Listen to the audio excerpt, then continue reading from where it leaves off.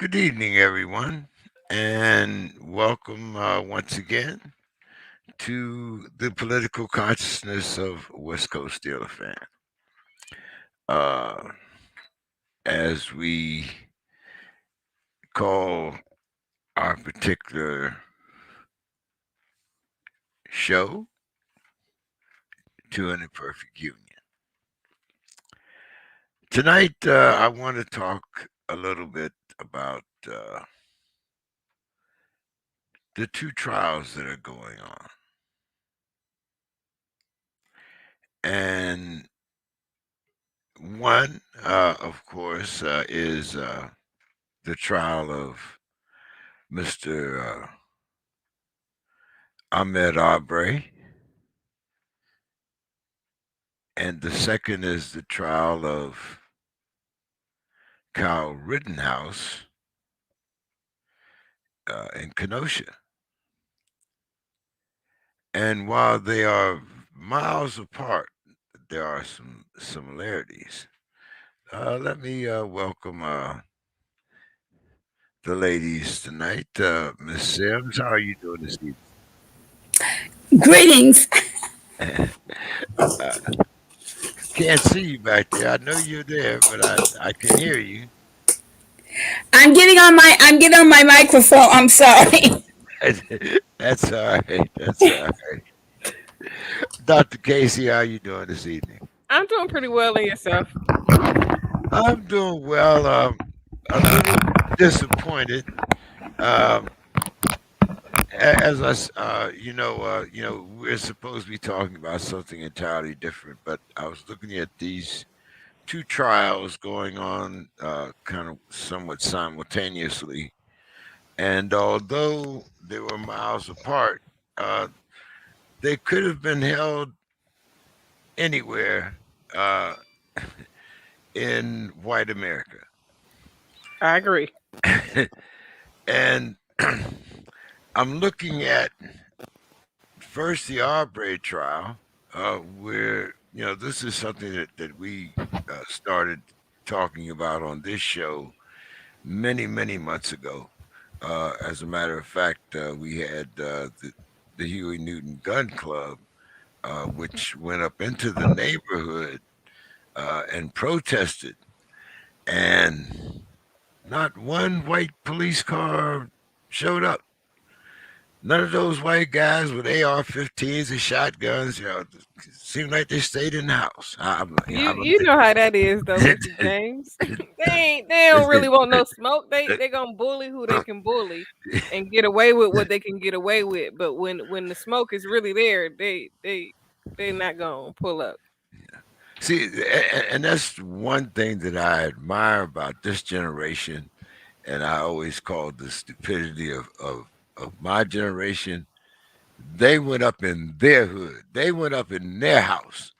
We didn't. They didn't burn down their house. They didn't go down and burn up. Black. They went up to their neighborhood where they were. Mr. Scott, how are you doing this evening? Very good, very good. Thank you for allowing me to join you fine people this chilly afternoon here in Great Minnesota. It's cold here in Georgia too. I got my blanket around my legs. Well, that's a different cold. So, Well, see, actually, good cold, but way cold. as I told you, I moved out here from Pittsburgh, so now I'm California cold. Anything below 55 degrees is like, wow, what's up? What's that? Yeah, you know. But when I came out here, I was snow to my ankles. I'm fine. Snow to my knees. I'm fine. Not only snow, I want to see as if my cable's out. That's the difference. Right. you know. But has everybody, kind of followed along with these proceedings? Because and I call them proceedings because I see in no way, shape, or form do I see these as uh, trials or procedures of the law. I mean, these to me are just like reality shows, more or less. You already know the outcome, you know, and you I'm just have I'm to. hopeful with the outcome. Okay. I have to be. I mean, I know what to expect. But like both cases, like in the one with Rittenhouse, the Well, let's. judge is biased on his end, and the one here in Georgia, the judge is trying not to be biased, but the defense is like, "Oh, we're gonna do whatever we can because we know we don't have a good case. We know that we have lost if we don't play the tricks of the game." Well, let's start with your case there in Georgia, the Ahmaud Aubrey case. And I'm sure everybody's watched the videos at least once. I mean, if you watch CNN, MSNBC, even Fox, you got to watch. You saw the videos. Honey, if You you on saw, social media, it was hard to avoid the yeah, videos. yeah. And I mean, you also got many interpretations of the videos. Also, the Yeah, man but, but ran up on the shotgun, and shot it. It was all his fault. But we'll get into all this. but it's So, so good to see what goes on behind the curtain. Mhm. Actually having been a child protection supervisor and having been a workers' comp. I mean, I've been in many court type of situation. I was a vocational expert for Social Security hearings and appeals. And what you see is the wide spectrum of abilities with these lawyers and what kind of gamesmanships that they'll play. I mean, this guy in Georgia said, "Well, I don't want any black preachers here. Oh, black oh, preachers. yeah, Oh, God, we can't have we're them." gonna get to that. But But I mean, all I'm saying is they're not in control, and that it's really good for us to be able to see exactly what goes on and how their behavior is on these courses and on these cases, and the racism and the disparity, all the things that come out. It's right there on display, so can't hide behind it.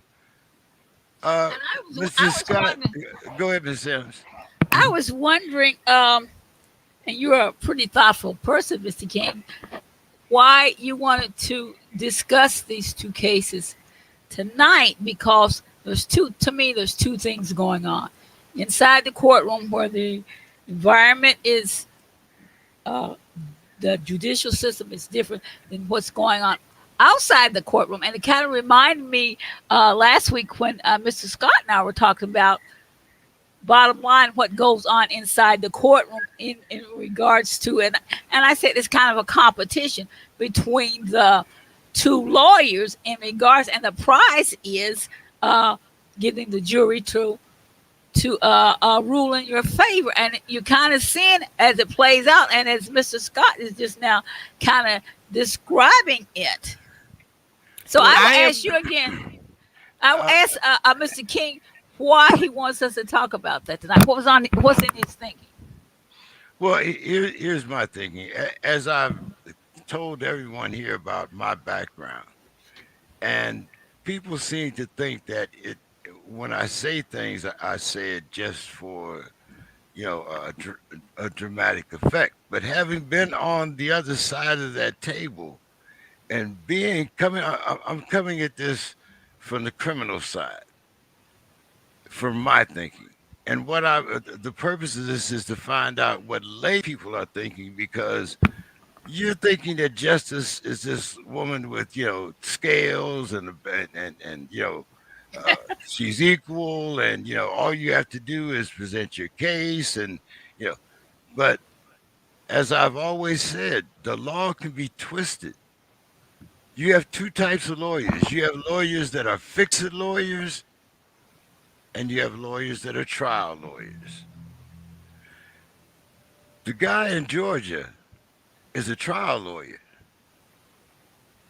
The guy in Minnesota is a fix-it lawyer, because Wisconsin, I mean not Wisconsin. Minnesota. I'm sorry. We got enough going It's on close. here. It's Going close. Yeah. wrong in Minnesota. I won't take any more time. you know, and you can see from the difference also in the way that the judges are handling the case. Like you said, the judge in Georgia is trying his best to seem to be legal bound to follow the letter of the law, whereas the other judge, he's also set the tone when the people that are dead are being called rioters and looters? They're no longer victims. So do you see the what I'm saying here? you know, Yeah. and, Yes. and and how the law can be skewed, and how I want I'm trying to find out. Like all of this time that I spent in and out of the legal system, I'm like, have nothing's changed. I see the same old things going down, and people seem to be like Mr. Scott. You seem surprised. You know, No, I'm not surprised. you know, I've been in many, and I've seen how these judges look. They are all over the place. Now, this particular judge in Wisconsin, I mean, he is just really, he's just all over the place. The He first, magazine and all the oh, extra. He he just said, just you so can't rude. prosecute the man for having a gun. You can't. You can see that he's doing everything he can to get the man off. You Mm-hmm. think that this is his nephew, somebody that he's trying to get off. He's blocking everything. It's very obvious, but I just really, again, I just have to get back to my point where that everyone can begin to see this and to know what is really a fair shake and these kind of things. This guy had no business going out there with a gun. I mean, he's in a different state. He's underage. I mean, it should be an open and shut type of a thing to deal with this guy. He didn't kill people. And yet, and still, there's all this haranguing about, well, he didn't do this, he didn't. And I it's think I the back think and Mr. forth Scott, between where okay, so a yeah. couple different things. Y'all know I see things from the criminal side. I have a lot of cousins that's been in jail. I could have been one of them for real, but I just Likewise. avoided it. Likewise. But as a person that is literally fighting a federal case against the United States, similar to what they're doing, um it is very much so the two lawyers going head to head to see who can outwit the other person, because whoever knows the most of the law or knows how to Yeah.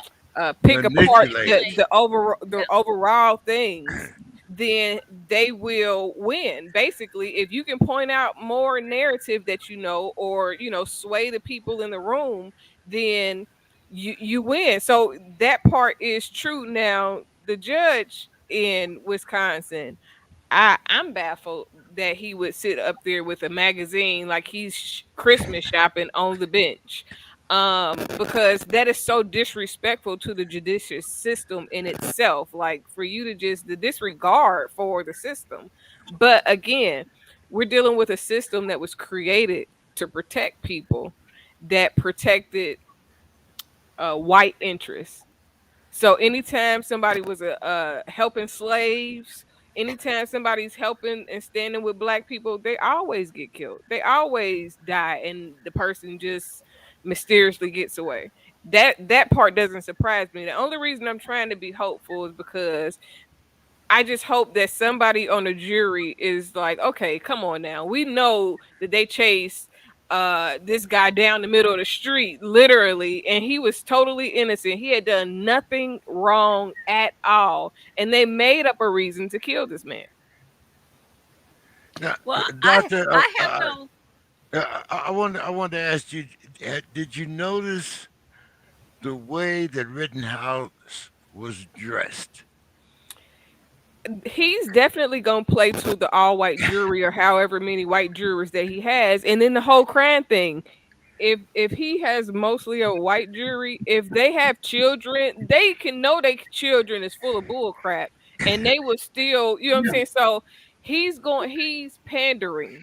The same way Donald Trump pandered to races, he's pandering to the audience that he's sure. caring And you could for. see with the Rittenhouse when the prosecutor was making some real hard points on him, you could see him get angry. You could actually see him look like he wanted to jump, like he was going to start, emotionally get angry at this guy for saying what happened. But you could really see, even though he's trying to hide it, he's been well schooled. I mean, he's been scripted. He's been given. Mm-mm. He probably does that all the time. Kids in that age bracket, a lot of them have those temperaments And then I hate to say it, white kids have that type of temperament Sure they anyways. That do. when they don't get their Yeah. way, they have a temper tantrum. And he So any displayed that. He displayed yes, that. He Your was like lawyer, what he said. your lawyer goes over those things with you. You yeah, have definitely. you have moot courts. They have fake defenses. They have a jury. Your Video, lawyer, everything. your lawyer goes over all of that with you. He's But the skill that he can run game on his parents before. Anytime he can convince his mama to take him and she kills some people and pick him up, he done ran some big game on his mama before. his That mama ain't just shouldn't be starting. in jail. His mama should Yeah, be charged also. definitely. She should be next. Miss Sims, we Well, were just talking all over you. Go ahead. I'm well, sorry. first I have to say I have no law degree, haven't been to school, etc. I'm just talking from my experience, and I watched the behaviors, and as I've stated before, in regards to being in that environment, it's going to be different. And as Dr. Casey said, in regards to the lawyers, you get to see the skills that they have play, how good they are at manipulating what Hmm. they want you to see. And in both cases, I noticed that in Georgia, the judge said to the lawyers, you guys inside the court are saying more things that are, disruptive and whatever than people on the outside. And the judge in Wisconsin, even though I haven't kept up with every day, but I heard Dr. Casey mention him looking at a book. All that's planned and strategized because you can send nonverbal cues through your Miss actions. Sims, his phone went off playing the Trump dang on some theme song for Trump. His phone went Yeah, off in the middle of court. Like yeah, yeah, if they don't like somebody that's watching knows that his phone was on and they was like, you know what, we gonna call him and he gonna leave his phone yeah. on. Yeah, yeah. And he has to feel some comfort level that he can get away with Yes, that in the public eye. And yes. there may be zillions of people watching what's going on in that courtroom, but the key players inside that court are the two lawyers, the judge, and the jury. It all comes down to those players. Who's playing the game? What the game is? Who's playing the game? And how they're playing the game? And then we wait for the income of it all. And it's it's pretty sad on one. There's a variety of ways of looking at it. It's pretty sad and tragic on one hand, and I hope people are gaining knowledge, like Mr. Scott is saying, getting a bird's eye view into what's going on and the justice, the injustices of it. And I hadn't been keeping up with any case day by day, but I did go back today and look at some of the latest things. And one of the things I thought of, I hope, and a lot of people won't connect this, but we need to let people know a lot of this is connected with how you vote. And a lot of our voters that go in and vote, maybe a president or this and that, the friends. One of the things that I hope to do is go back, bottom line, and let people know how their vote counts. Their vote counts in regards to who the judges are, who the Hmm. prosecutors are. These are some of the things that when we say a lot of your votes are more important locally than at the presidential level. Both are key, but what's closest to your pocket, to your family, are the votes you're voting and who you vote for locally. And that's one That's of the true. things, and one of the things that I hope that the Uh-oh, I dots think we to lost. how your votes count in multiple ways. Yeah, but the last voting here in the Twin Cities, I voted for, see, I know a lot of the judges from working in Hennepin County. I know the Mhm. judge in the Chauvin trial. I have appeared before. I've been in court with Amy Klobuchar. She was our county Okay. attorney. And so you can go in and you can see now Hmm. how they jury rig. And then the last Yeah. thing is I was going to say, I know all these judges. They were Uh-huh. unopposed on the ballot. Okay, they're Hmm. on the ballot, but nobody's going against them. Yeah. So you don't have to vote for them, or you can. It doesn't matter because nobody is going against them, and that was the majority of the judges that are on those ballots here in the latest Hmm. election here. So I mean, what? How is that a fair? You know, how are you going to vote for somebody and it's just nobody's going against them?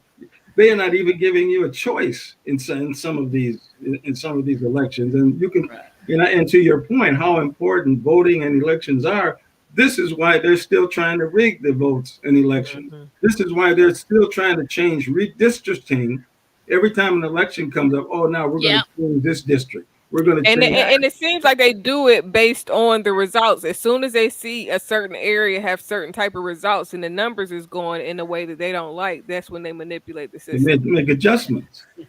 Redistricting is going on. Uh-oh. Oh, she froze. Yeah, it's I that districting and just it's a lot of manipulation. That's a lot here in Georgia, especially. The new laws and because people are becoming knowledgeable, it is making them fear. I believe that all of this is tied into the indigenous rights of the land.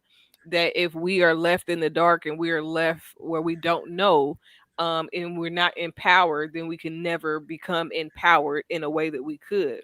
Because if we as a people woke up to our for those of us who are indigenous, who have Native American tribal connection, if everybody really woke up to who they are and their inheritance to the land, it would shake the whole world up, and you can't let that happen. It's really a war of the land. It's like every time we go and invade some other country, we never really leave. There's always somebody there just to make sure that things stay in line. And this is all this is. This is not really a fight for black or white. It's a fight over who's gonna keep the land, like have the land. Yeah, race has been the big thing in this country and in the world. I mean, just a quick example that kind of brings it down in today. When James and I were talking one time about this what is it, CR2, CRT, critical yeah. race theory. Well, see, Mhm. all that is they want to change the whole narrative. They want to give you the King James version. Okay, they Mhm. want to give you the real version of what they want to give you the King James version. They want to That's edit. what it's crazy, Mr. Scott, because I be thinking about when they say a white lie, and now it makes sense a little bit more. Like it's been a whole bunch of white lies where it's not that bad. It's just a white lie. Well, Yes. what's a black lie? Because I mean, a lie is a lie, right? Well, that's what I thought. That's the way I was raised. I got whooped for lie is the lie. But, Mm-hmm. but it's really, they really want to change the theory. They want to, all the things that we fought for, the rights to vote, and all these things are under attack now. And I really think a lot of it, it's been obvious to me that 45 has fueled so much of this thing that's allowed our I country think to he just really, uncovered it. Right. See yeah, I don't think that he fueled it. I just think that he he it's made been it uncovered it. there. comfortable. No, Of course, it's been there. he made it comfortable for people to say We Yes. needed the this things though. that. Well, no, There's a lot of things I can't. that are denied because they think they act like it don't exist because it's not on the it can't be seen regularly. So now we're in a position to where the things that y'all was acting like, white people can be racist and still be nice. They can be racist and hate your guts and still have a conversation with you, But still see, make money with you and everything else. we knew this. We knew, We knew this, but they and have to see themselves. It's almost like when you got a mental health problem or a sickness or an addiction or anything else. These people, I mean, I hate to say it like this, but the same way in a different stance that Black people are traumatized and have a PTSD from everything that we've experienced throughout the history of this country. It's the same way those white children, they got PTSD too. They just got it from the other side of it. They still But struggling. They still got mental issues after seeing people get beat for no reason to get treated this way. That's not something. That's not just a personality defect. That is a but conditioning. The same way we condition to believe that and white Jesus is gonna come save us.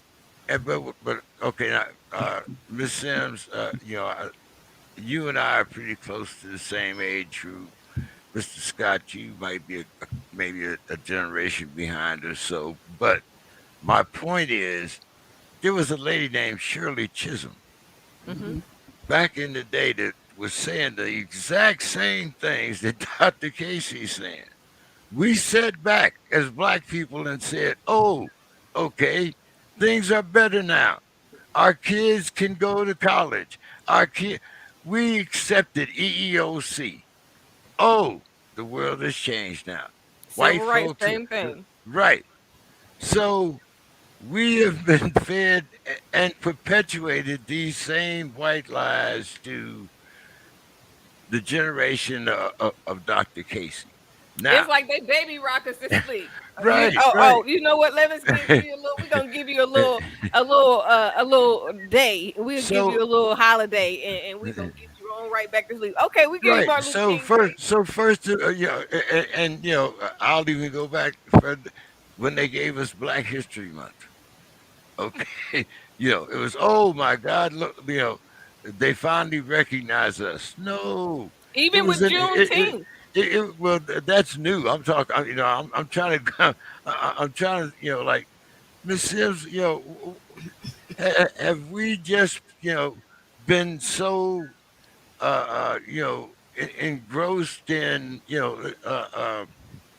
I guess I want to say the capitalism, you know, uh, you know, because remember, like back then we were still talking about, having the brand new house, a couple of kids, and Yeah, we were yeah. talking about that great American dream, Well, I which think has so yeah, go ahead.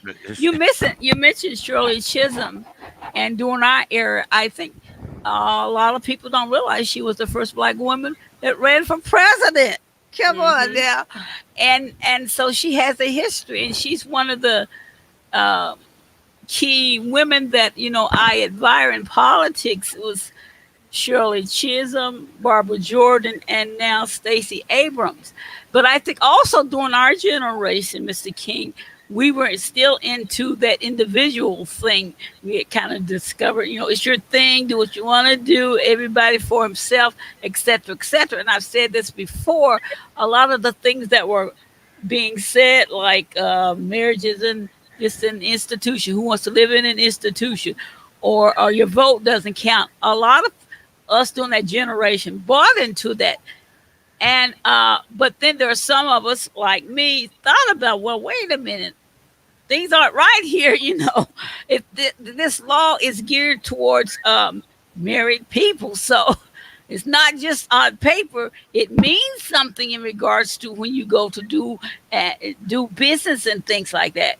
And yes, it does matter who you vote for. You can't just then it got to be, well, it doesn't matter who you vote for, just vote. And we bought into that and didn't stop to think, well, wait a minute, there's more to it than this. And then number two, we didn't pass a lot of the lessons that we have learned down through the ages. But people like Dr. Casey, they're kind of out there and picking up things on their own in various ways and stuff. But I think a lot of the majority of still non-voters don't realize that the structure of voting, how it, how you vote in regards to a team effort, how the three bodies, the judicial body, the legal body, and congressional bodies all work together as a team. And if you got all Democrats controlling those things, then your team is going to do better. But now, if you have two of those entities Democrats and one Republican, et cetera, et cetera. It's always going to be something in the mix. And that's why I say, and nobody taught me this. I kind of learned it as I went on. Yeah, it's that's where the power and control is at your state house, at your legislature, and people that are in there. And there are lots of people, as Mr. Scott can attest to, right now in our legislature need to go. They need to be out of there a long time ago. I think that's the biggest problem, is that we have too many people that have aged and they want to keep things the way that it was. And we would never be a progressive country as long as we trying to keep things the way they were and inch our way into the future. You can't inch your way into the future with technology and everything else and then keep the laws of the land where it is oppressive to people. Yeah, we have a lot of people that have just passed their use by date. And that's on every level, especially here in the Twin Cities. We look at, who's on our city council here. There's been some change on it now with this. Several of these people were voted out with this last election, so we have a change. But they had it right there on the ballot. Well, we're going to defund the police and we're just going to have social workers go in. We do need to add social workers to the mix, but defunding the police is not going. I don't think that's going to. But they need to have people with those type of skills. Mm-hmm. You can't send the social workers into a domestic situation. Right. Someone that's really, on drugs or having a crisis. You're going to have. You don't know what you're going into. You need both. It's almost like when they send the firefighters out before they send the police. Skills and have the skills that are connected with their communities that they work in. I think that's one of the biggest things that would help in that particular area of police. They need to be connected with the schools. They need to be connected with social service. They need to be connected with the business groups so that we're steering young people into positive things, so that they're giving them choices, but at the same time realize they're young. We still have to appeal to the things that they like, but allow things to adapt so that they can begin to adapt to society. But once you continue to have the old state, Mr. Scott doesn't move. Mr. Scott, yes. Do I need 200 policemen sitting behind a desk in Minneapolis and me paying their fat asses to come to work every day? How come I can't have 150 of those policemen out in the streets where the crime and everything is, where they're supposed to be, and you're telling me, no, I don't want to defund the police. I want to pay these fat guys to sit back here and go to Subway every day and eat donuts. Who says those people can't be assigned into the areas where they're needed? And if they can't, but they're not. We talked about your police department before. You talked about 200 people that were talking about retiring, and every one of them had a desk job. Not one of them was a street cop. Because that's how we as citizens and what have allowed the system to exist and to perpetuate through the years. And a lot of the union is strong, and they feel a high comfort level in doing what they do and can do. Wait a minute. I got a police union, but I don't even have a union at McDonald's. Come on now. There's something wrong with that picture. Sure. I agree. But everybody isn't at McDonald's. Everybody. There are some people. Walmart, Kmart. I could name a few. The union itself needs to look at itself and check out itself. That's the problem. A lot of what's going on. A lot of it is the self-examination of self. You cannot.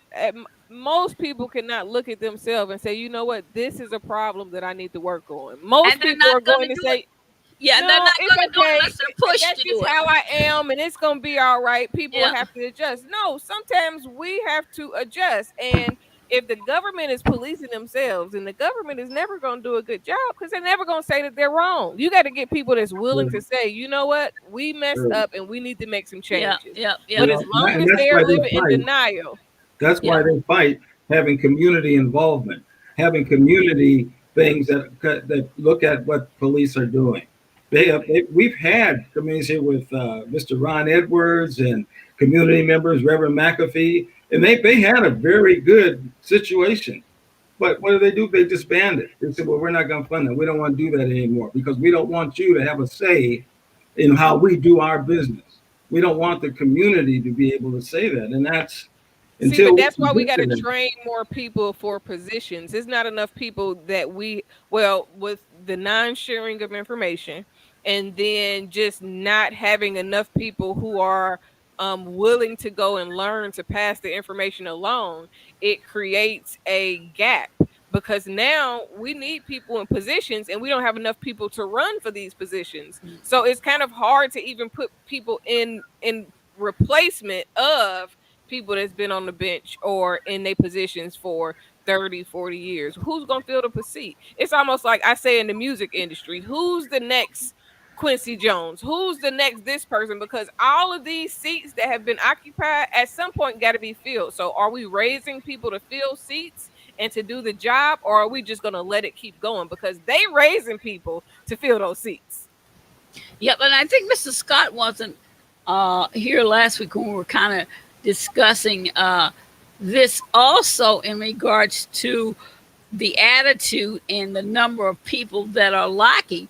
One of the reasons why I voted against defunding the police, number one, didn't make sense. Number two, to me, it was avoiding the real issue. Mm-hmm. The real issue. You need to stop and confront the issue, all the issues what are going on.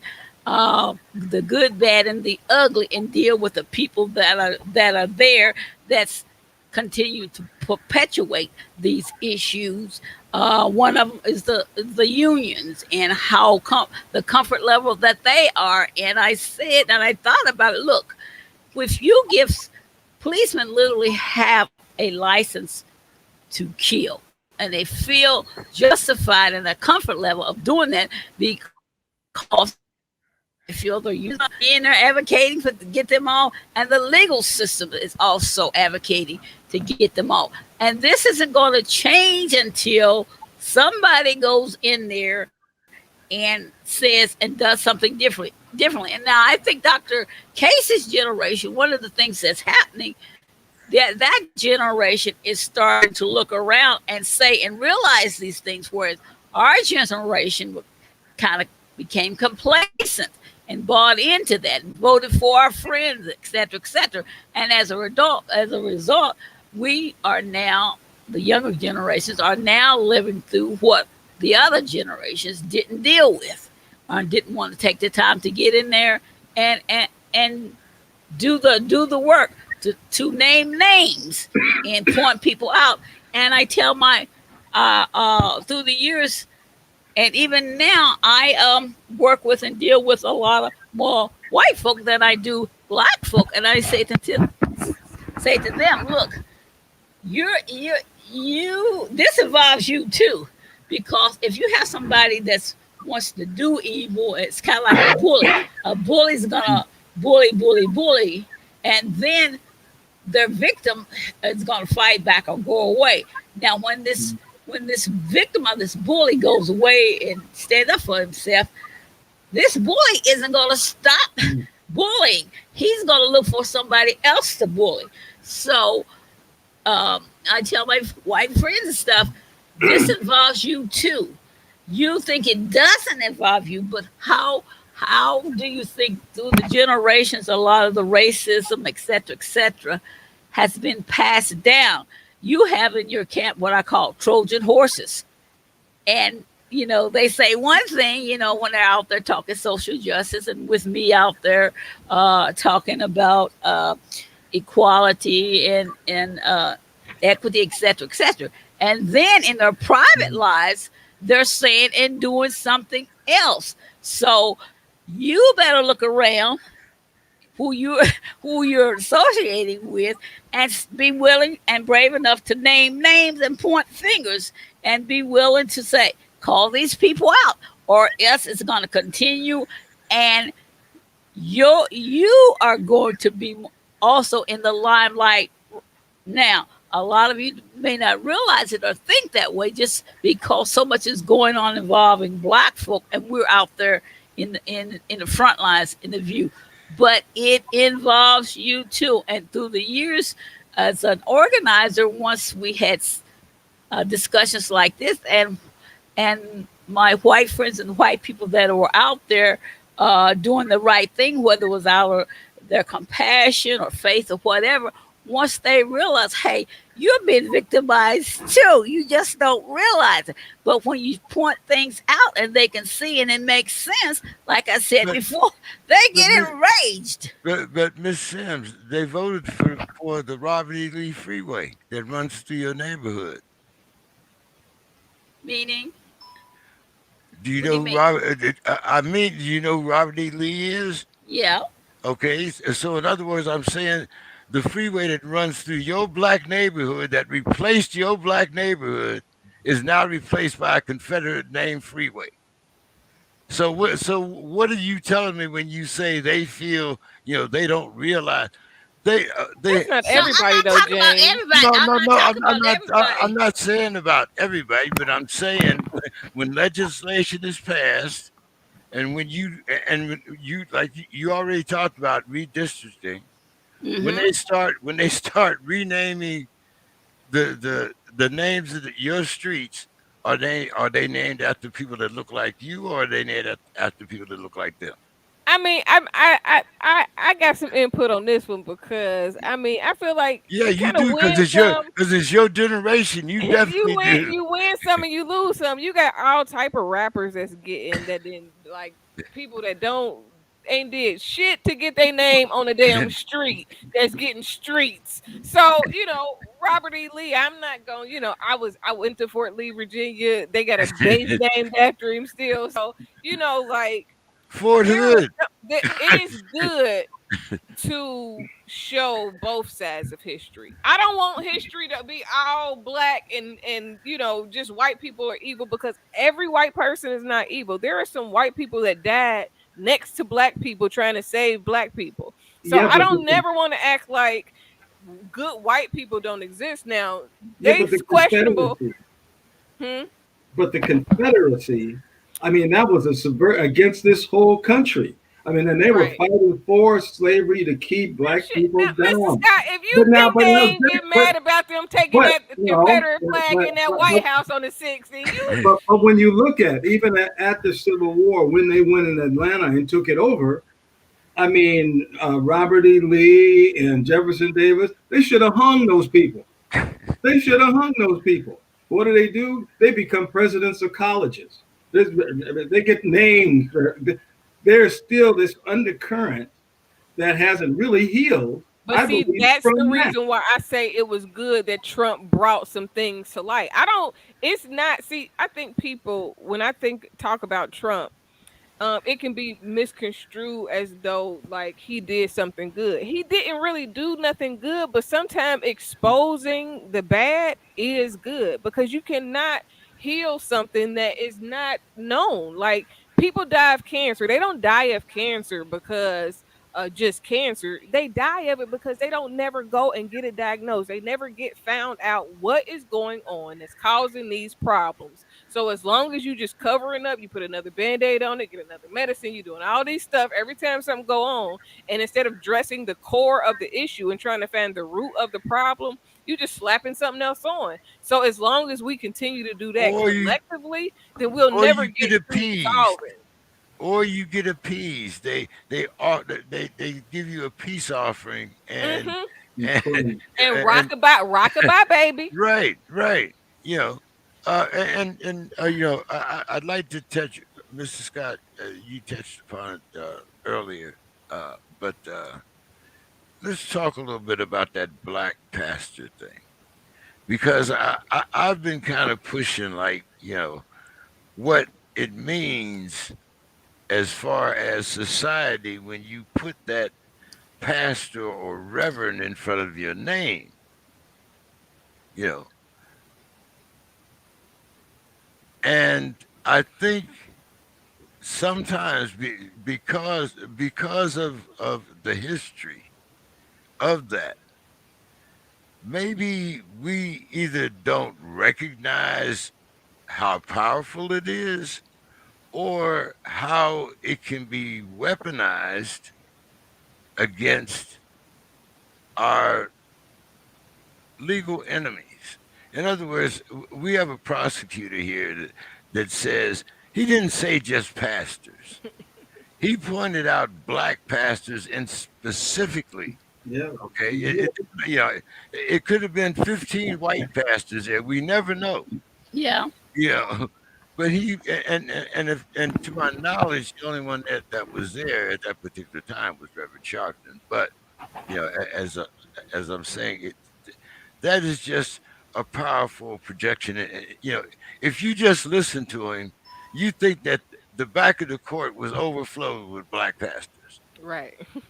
But if You you know, knew Georgia, like Georgia is still the I'm in South. Like California. I live in I'm in Atlanta. California watching Georgia. Listen, I live in Atlanta, but I live on the outskirts of Atlanta. So when I come home and I'm not in the city, I am still scared about if it's gonna be some It's- white people that's gonna pull up behind me and chase me home.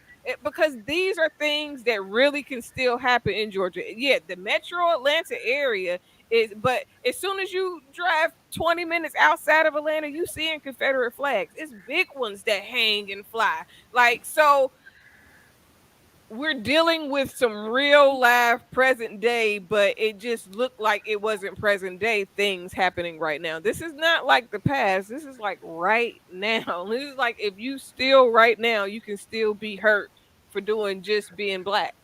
Yeah. Like And that's here, one. it's different. That's one of the reasons why I said in the beginning, we're talking about inside the courtroom or outside the courtroom. This black pastor thing to me, inside the courtroom, is a diversion because if you can divert the public or even the jury, they're talking about the jury, the tension away from the killers Mm-hmm. and put it on black, Because vilify black they're trying folk to make and it seem somebody. like Yeah, and vilify black Mhm. pastors, and then even vilify one that's sitting in quietly, and as the judge says, not disrupting anything, and they've even Invited reckoned, by the and family.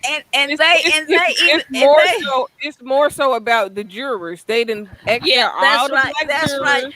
And They- like the judge said, what you're saying inside here is Yeah, really it's doing stirred up more more harm than than anything else because they're outside. agitating it. Right, and that's why I said it's a diversion, and especially when you the lawyers are even acknowledging how much they have admired Jesse Jackson and through the years, etc. So it's a diversion, and they are even bringing that up.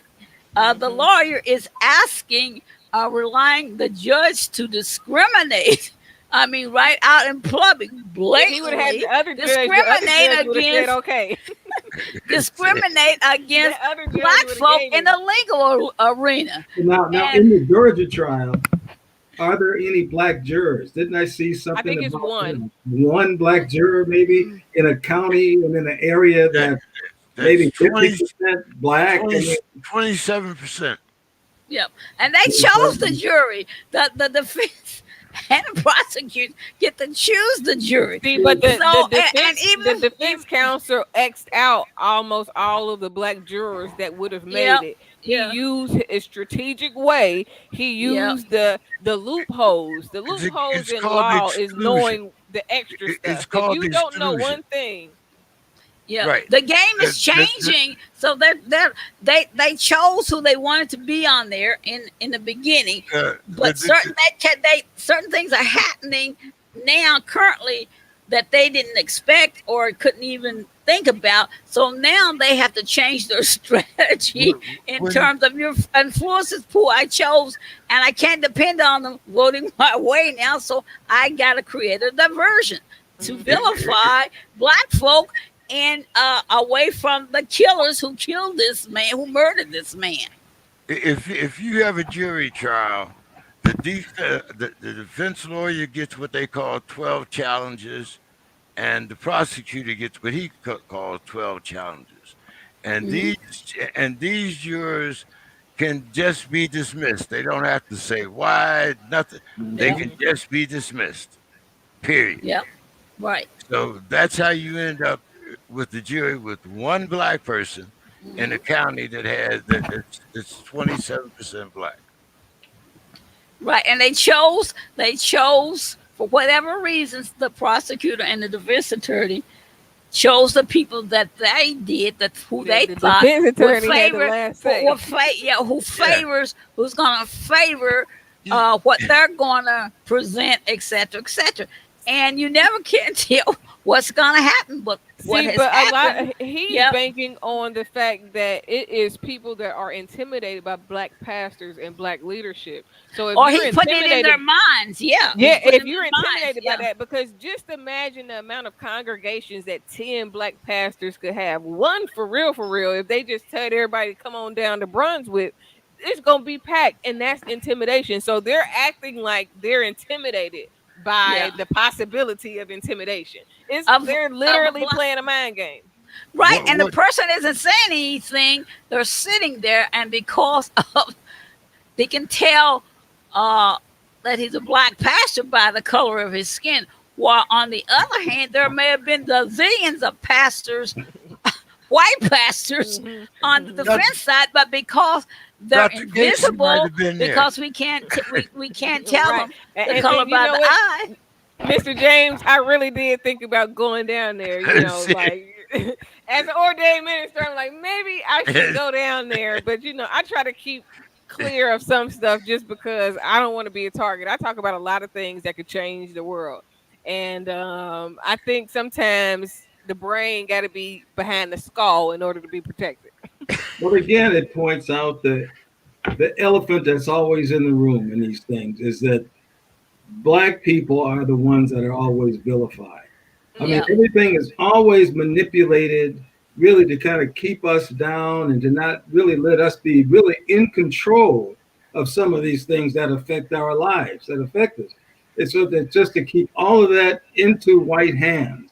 And that seems to be really what the whole scheme of the thing is that really they'll say that they'll have some black people in, or they'll get some black people that think like them, that look like us, to get them in Good with old the boys. thing. And so, But, and that seems to be what a lot of the game continues to be. I mean, all the way around, where you live, where you work, you put up with this stuff on jobs, any job that you have. Heck, you can be. I could work at a McDonald's, and somebody starts at McDonald's. The white guy starts the same as I do. Well, he's doing the same thing, menial job I'm doing, but the boss is out. So then he thinks he can boss me just because he's white. Mhm. right. He can start telling me what to do. Yeah. And so there's that mindset there and if you stand up to it, oh, you're the troublemaker. Oh, we're Right. gonna put you Right. on the pit. Right. We're Right. gonna put you on performance. You Your attitude. you bucking the system. I'm telling you, going through what I'm going through against the VA and the government right now has really shown me a lot, because like I didn't go to school for law. I am literally going through this every day, and every time they say something and I respond, and I'm really just learning that whoever writes the best paper, it's like debate Right. class at Right. school, and whoever can debate the best, whoever can articulate whatever they're trying to say the But Yeah. best. first you have to learn the terminology. You can You gotta learn it know as the you game. go, but in order Yeah. to debate, yeah. Yeah, yeah. And Ms. Sims, you brought up a good point. In our generation, right or wrong, we demonstrated and we brought about somewhat of a social change. Just Mhm. and a lot of people might not agree with this, but I'm thinking through fear. And I go all the way back to the prison riots in Attica when I say through fear, because that's how usually things were achieved within the black community, whether it was in prison, whether it was outside. But I what think I it was. don't, I think it but was but some what I fear don't, and some large numbers, including white, purple, brown people, a mass amount of people to make these changes. I'm sorry. Go ahead. yeah, no. So what I'm thinking now is we're talking about two trials, but I have not seen one black demonstration outside of either one. They're not Not showing one. them. That Yeah, doesn't mean they're not definitely for happening. that. That doesn't mean Well, they're no, not no, happening. no. See, now this is another thing because I believe if they were happening, especially Fox News, OAN, and some of those that really want to put the left in a really bad light. I believe if they were happening in numbers, now maybe there might be a few scattering, but I believe suppose we gathered like they gathered in Michigan in the state capitol. Suppose we gathered like they gathered at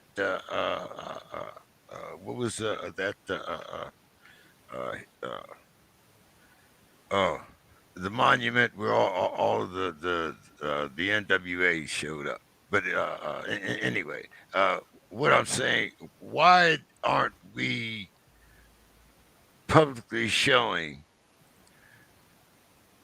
that we're not going to stand for this injustice? Because we've been conditioned through the years and have bought into that to not do stuff like that, to be the silent majority and stand back and hopefully expect and wait for We're somebody silent, else but to we do ain't it. no To majority. expect somebody else to do I it. don't know about not Expect being a somebody else to do majority. it. In terms of, it's just a phrase, but we we are out. They're out in mass in regards to the amount of people that are remaining silent. If these amount of people that are silent, if they decided to stand up and confront the issue, the numbers.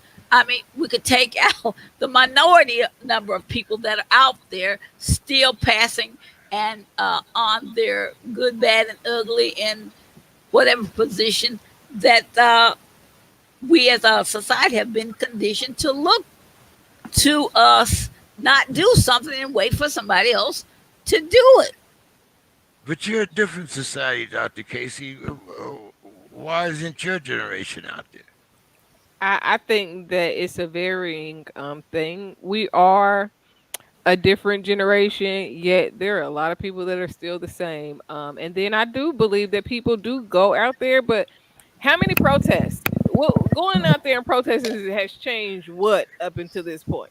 You tell me what has actually changed because You know, at you this point, I'm not big on the whole protest thing. Like, we need to do something different. They've been marching since forever. What has marching Yeah, yeah. really actually made change that has made it to where we don't have to keep marching? We're gonna be marching for the next 100 years if we just marching.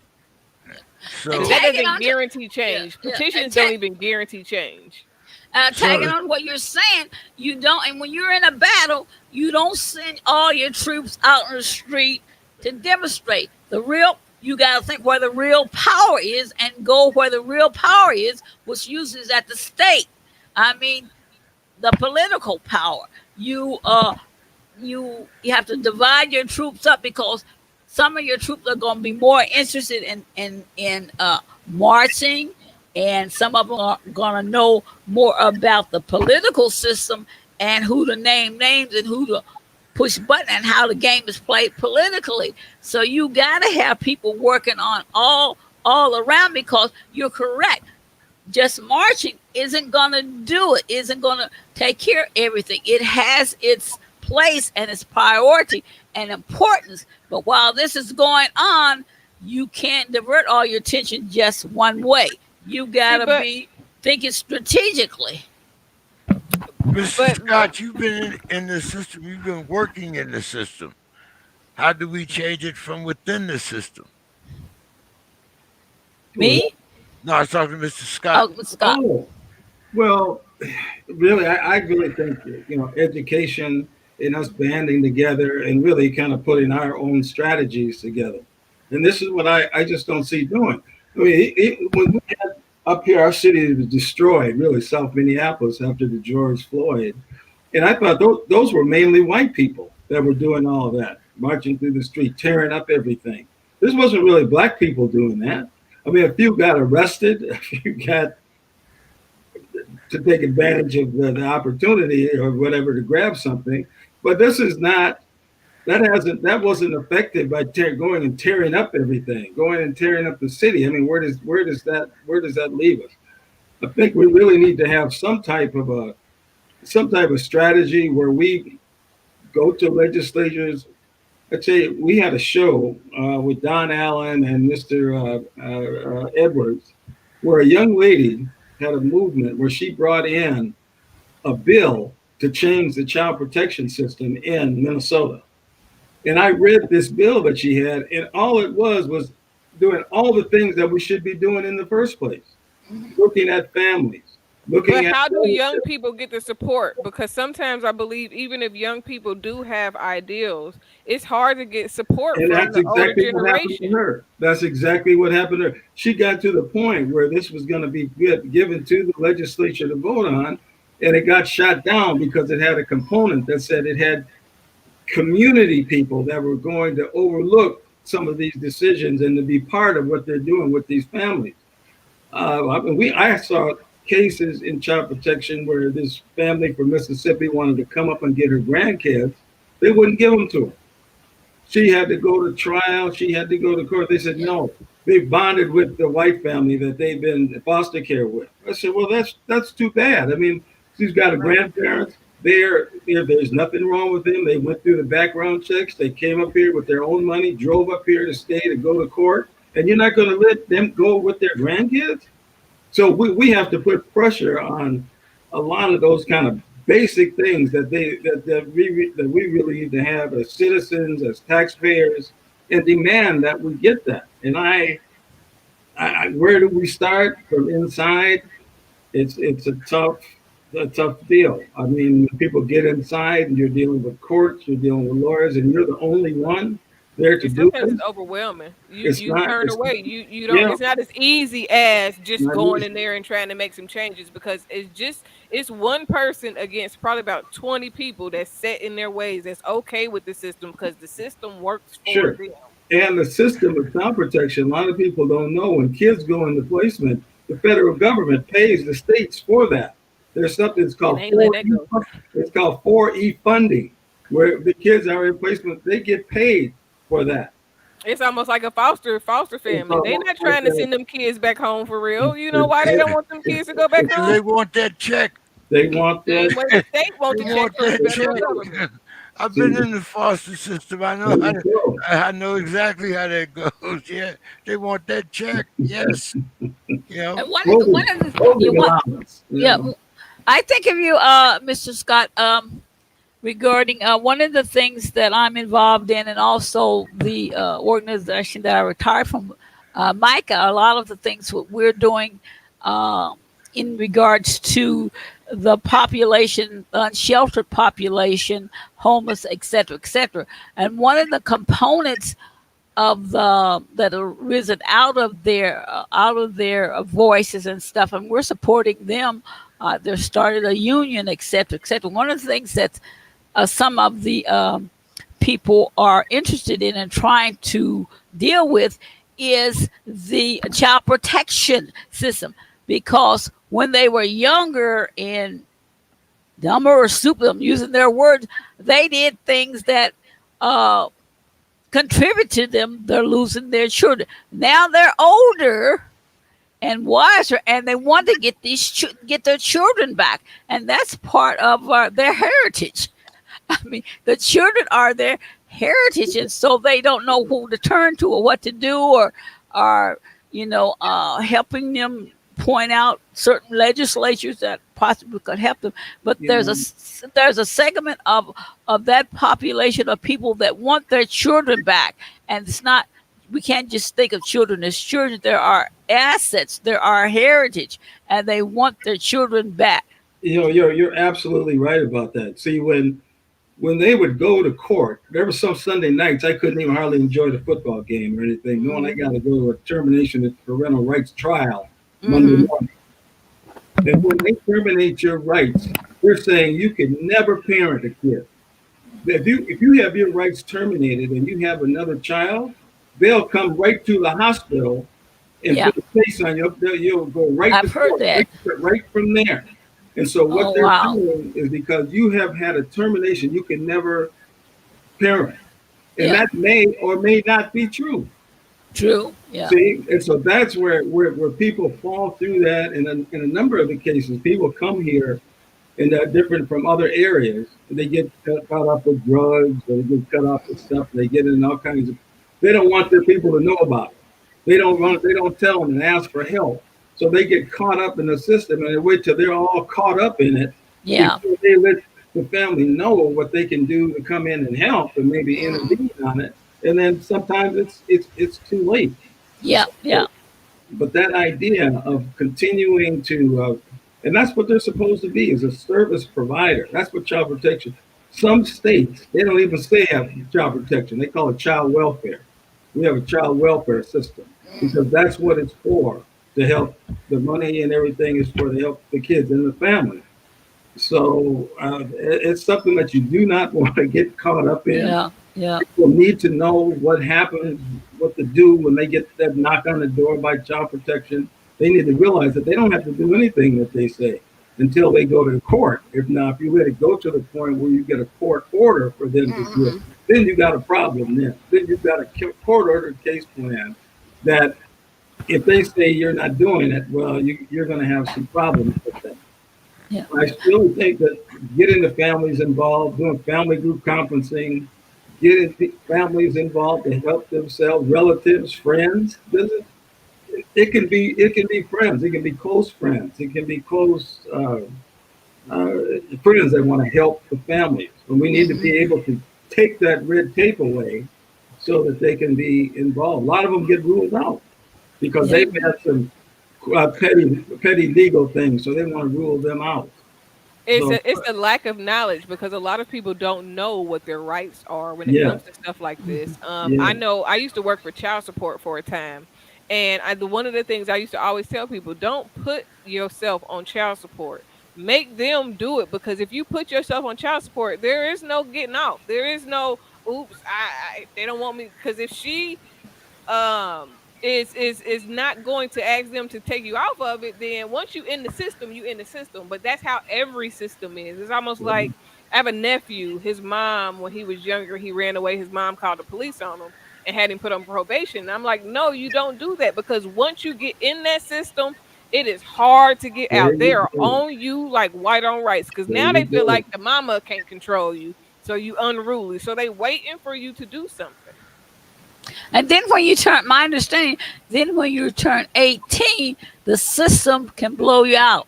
I mean, you're out there on your own. You don't, if you haven't been going to school, you're uneducated, you don't have a job, etc., etc. And at that point, my understanding is as how the unsheltered population increases for younger folk who turn 18 and directly come out of the system, who no longer supports them.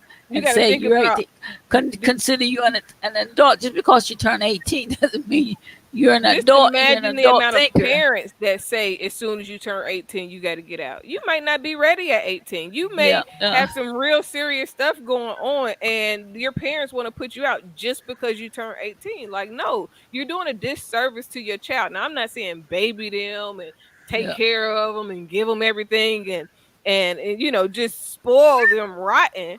However, you have to prepare them, and a lot of children aren't being prepared for the real world, and it's really a disservice to,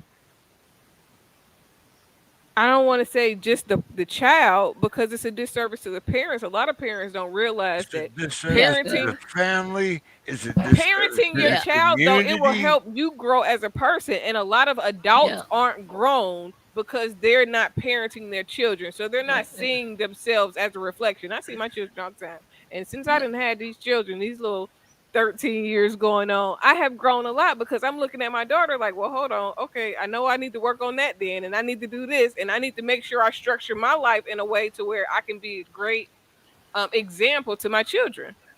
Right. And children don't remain children all their lives, and they are part of the cycle of life that has been put out there for us to live, and they are assets. We don't think of them as assets, like assets. And when my children were now in their 40s, were younger, and around teenagers, I used to hear teenagers, oh, I can't wait till I'm 18 and I'm grown, etc., etc. And I say, listen, when you turn to 18, You don't realize that your parents can put you out the second you turn 18. What are you going to do now? So you have to hear that young thinking.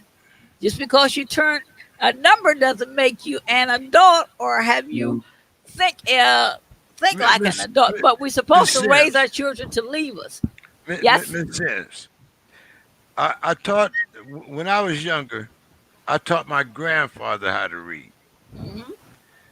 Now I'm 74. I'm teaching my great grandnephew how to read.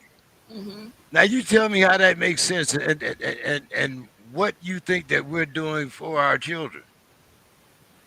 We're letting the system not do for our children, to not educate our children. See, we Because if you can't think be relying on the system yeah, though. yeah, because if you think about a child, it's against a child's nature not to learn. You think of when a child is a baby and they're crawling and learn how to walk. You don't get down there and say, now, baby, you put your leg this way and your other leg that way, and then you get up. They watch, and there's something built within us if we're developing normally that inherent in us that we're going to a child is going to learn to walk, and we can't give them instructions how to do it. Or when a child learns to talk, we can teach them da da mama, but then they listen and start putting those things together. Now my parents, one of the things that they passed down to us as children is the love of reading, so I've always been into reading, and I started my children to read at two and a half years old. So by the time um, they went to kindergarten, elementary, they were reading like third or fourth grade level.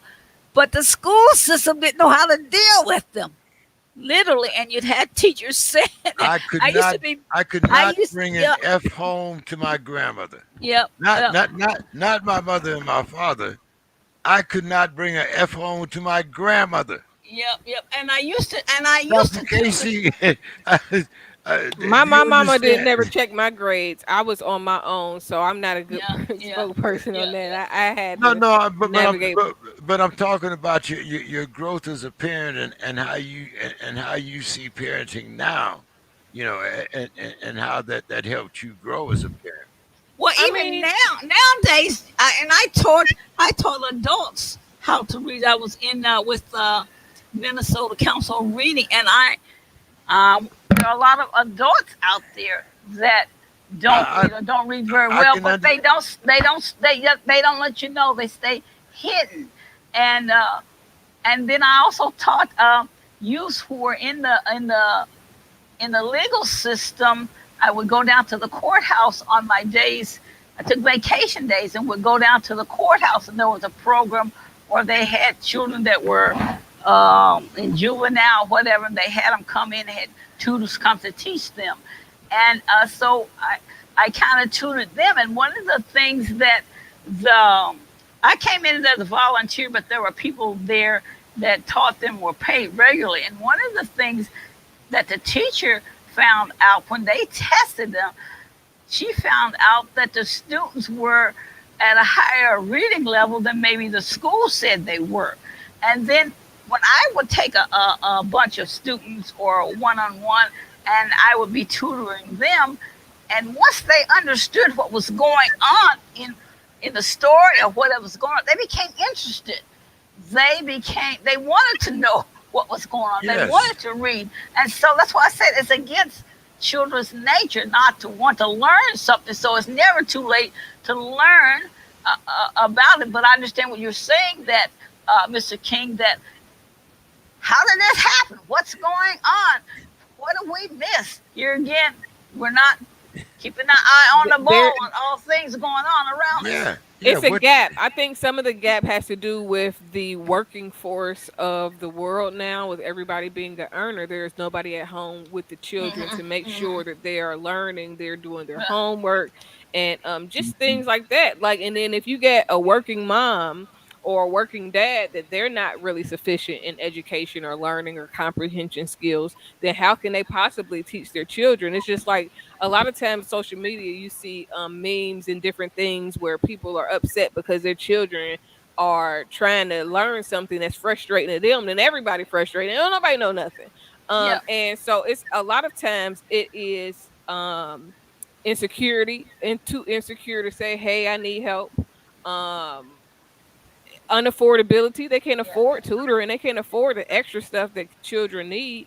And And I then think we as a society, and tacking on to what you're saying, I can remember in the 70s or whatever, when they were called latchkey kids. When children were to come home, they'd have latchkeys around their neck, and they'd come home to an empty home and things like that. I think part of that has precipitated what you're speaking of it's right the same now, thing. Dr. It has Casey. just Yeah, gotten worse yeah, because now it went from just being from working 9 to 5 or whatever shift you was at work to now you mm, got the parents is out clubbing all night. Now you got the, I mean, and I'm sure they had the bootleg joints and all that back then, and people yeah, was doing the same thing, but it has multiplied to an yeah, extent to where it is leaving a gap, and yeah. It's it's perpetuated crazy. itself. Well, Yeah, it Yeah, is. And they're not making these things easy for parents to do either. I mean, like you're right. saying, with all the things that are Daycare is going on. expensive. Daycare, I help with my granddaughters. And I tell you, I say, how much of this not even college Listen, yet. it's not even worth going to work because you're working You're just to pay daycare. I paying, stay home with my two daycare. children because to go to work and make Yeah, $500 a week or $1,000 a week, if you got to pay $500-600 in daycare, then why am I even going just to yeah. pay just enough to pay It's, you every week? it's outlandish. And then, as you look like with James talking about his nephews, you look at, I saw so many kids in child protection that they're 17, 18 years old. They haven't graduated from high school. They really haven't lived in the area where they had a coherent school, a regular school to go to consistently. And so here you're 18, you're in the system. They do Some of have these kids is fighting supports. to survive. Supposedly, there's supports that are supposed to help some of these kids, that are 18 so that they can, maybe even get some college courses if they want, or vocational courses if they want. But in a lot of cases, we have put the kids in an apartment, but they're not ready to handle that They type don't of know. responsibility. that's So right. you That's put right. them in there, and the next thing you know, they're out of there for any number of reasons. See, And but there's then in fact, addition to that is the when you put it in the street life and the temptation of being drawn to fast money, because if you're drawn to something that can sustain you, you're yeah, gonna and with gangs I too, if know, you're not feeling the love, you're not getting the value and all. A no, lot of people don't go and start selling drugs just because they was bored one day. They're in need of something, they're missing something, and they end up in gangs and selling drugs and doing all of these things because they're looking to fill a void. Just like the parents is on drugs, just like the parents is going to work, and a lot of people even work to fill that void. And then you got people that's workaholics and they think that they're doing something, they're making all this money, but they're still not doing the emotional intelligence things that needs to be done in order to sustain their kids or themselves. Yeah, a lot of active, functional drug addicts and functional depressed people that are just they work through all their things so they never ever process anything, and then that's why people get sick. That's where dis-ease come from. I know we strayed way away from where what we're supposed to be talking We about always here, do. In a certain way, we've strayed, but sometimes, maybe yeah, not. It but all but connects. but we're all talking about the legal system, and this is kind of how we got off on this tangent about children, because we're talking about how the legal system impacts the family and the community, and we're seeing here with these two trials how I think, and maybe it's the pessimist in me, but I definitely think that Rittenhouse will get convicted of a lesser charge. And this will also send somewhat of a message to the community in Georgia. And I think, we'll have another round of, gnashing of teeth and, putting the ashes on and all that, and oh, woe is me. Go back to normal. And when the next person gets shot at a Black Lives Matter, it'll have just as much impact as it has at any other time.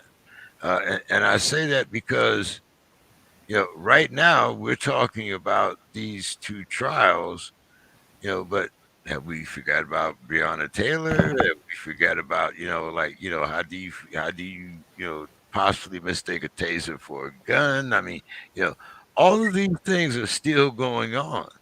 Hopefully, it's waking us all up because if we're paying attention, then we should be We're learning talking about enough. it. We're talking about it, Dr. Casey. How many other shows have you seen around the internet that are talking about that or trying to talk about something that's pretty? Some again with my generation, some of these people are. We've seen how past generations leaders have gotten mowed down, railroaded, and everything else up under the sun. So there has to be a different strategic way in order to do this. So yeah, people are talking about it. They not might not all be talking about it online and up front where other people can see, but it's the private conversations that create the most change. People, everybody, anybody can get on here and jaw jack all day until they blue in the face and then turn this thing off and not do a darn thing, not put out no information to help nobody, not do anything. But there are people that's in private meetings that's really trying to make change, that's really Yeah. trying to supplement and supply a need. And those are the movements I think that are normally have the most impact. The people that's talking, I mean, it's good that we're having this conversation. However, the ones that's really making the moves aren't always the ones that you see out in the Well, forefront. That's I true. hope you're right. I definitely hope you're right because we certainly need a focused plan for where we're at. But I can't have faith in the government. I mean, like Oh, James was saying, look, we have all these trials going on. We have all these trials. And so what's going on at the Washington level? Well, Biden, he's over in China, or he's going to talk to someone in China about something over there. He's doing a big meeting about infrastructure now. We're going to be everything doing but what we really need. everything but what we really need to be focused on. It's like Mhm. they seem to always have a way of continuing to. And I'm like, I'm looking at the trial, and all of a sudden now he's there on the White House lawn talking about infrastructure or something that yeah we need it. I mean, but that's just an everyday thing. We got public works. They need to be on that. So, but we need to deal with the things with the The people. real issues, the That big they, problems, the ones that will tear America apart if they're not exactly, addressed. But you know exactly. what? I also think that it's going to take white people to make change.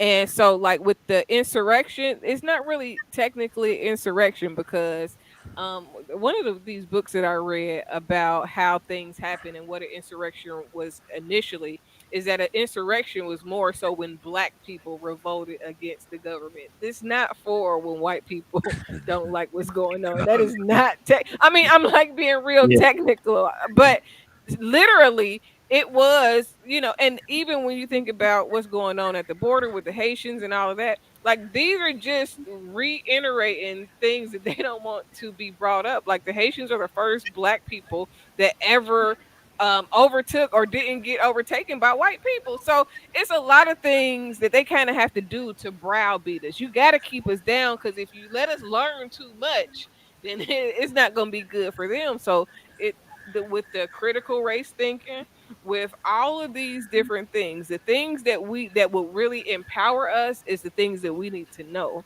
They know a lot of people ain't trying to learn a lot. You got people all over the place. So if you take just an inkling out, then it gives them enough room to kind of continue conditioning us to think the way that is comfortable for them. I guess I I hear people say, I don't trust the government, the government, the government. I never have thought of the government as the savior for us all. I always think that I people thought that are in we the were the government, government. huh?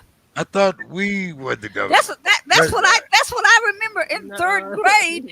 Third yeah, I grade, I mean, learned that the it, people are the government, and because there's so many of us, and we are a republic, we agree to do things together, and so As long as people don't know. everybody can't control everything. So we decided as a republic to vote It's like a or big to choose business. certain people You to help have us do something. Yeah, the and I don't. CEO. People say the government.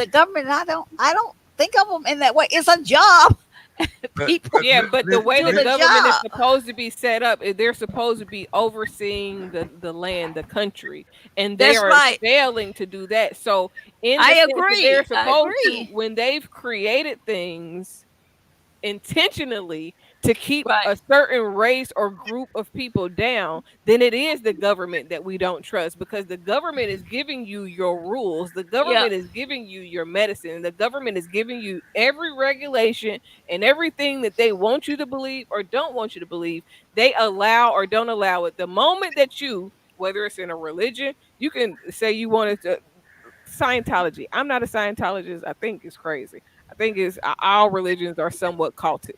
But Scientology was not considered a religion for years because they did not allow it. So you could have a religion, you could have anything you want, and if they don't want to say that that's what they want to call it, then guess what? The same way that judge said them people ain't gonna be called victims is the same way they control and manipulate every other inch of the system. It is not an inch of the system that is not manipulated the way we see it displayed. But until we see that and recognize that it's all being done and orchestrated the same way, we can't really go forward in a way that's going to change it, because we think that everything is what we see and it's way beyond what we see. Yeah, but you don't become paralyzed or and not do something in your corner of the world wherever you are to in various ways deal with it. Because if you become paralyzed and think that they're all powerful, etc., which they do act to be, then you don't realize how much power you have as a people in regards to whether it's coming together or strategizing to take them down, take things down one by one, etc.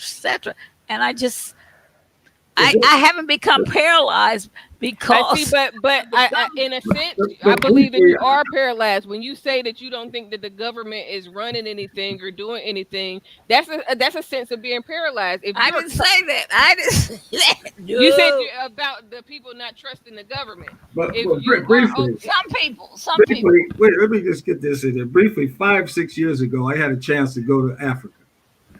My sister was a professor, and she was doing something in South Africa, and I figured it was my chance to actually get to Africa. I wanted to go. We go to South Africa, and I noticed right away that the black people, you go down to the downtown area of South Africa, you see black people shining shoes or trying to sell something, little knickknacks or whatever. But the white people are walking with suits and the briefcases, and they're walking. Okay, you go to the hotel, and the black people are just not even bartenders, just working in the kitchen, sweeping up the floors, and then behind the desk at the hotel is I guess they're Indians or Indian, from India type people. They're kind of at a higher level than the black people. Okay, and then the white people own all of the hotels and all of so you see a real hierarchy there. And there, the apartheid was just over 20 some years ago, 25 years ago, where you had to have an ID to walk the streets. You couldn't work.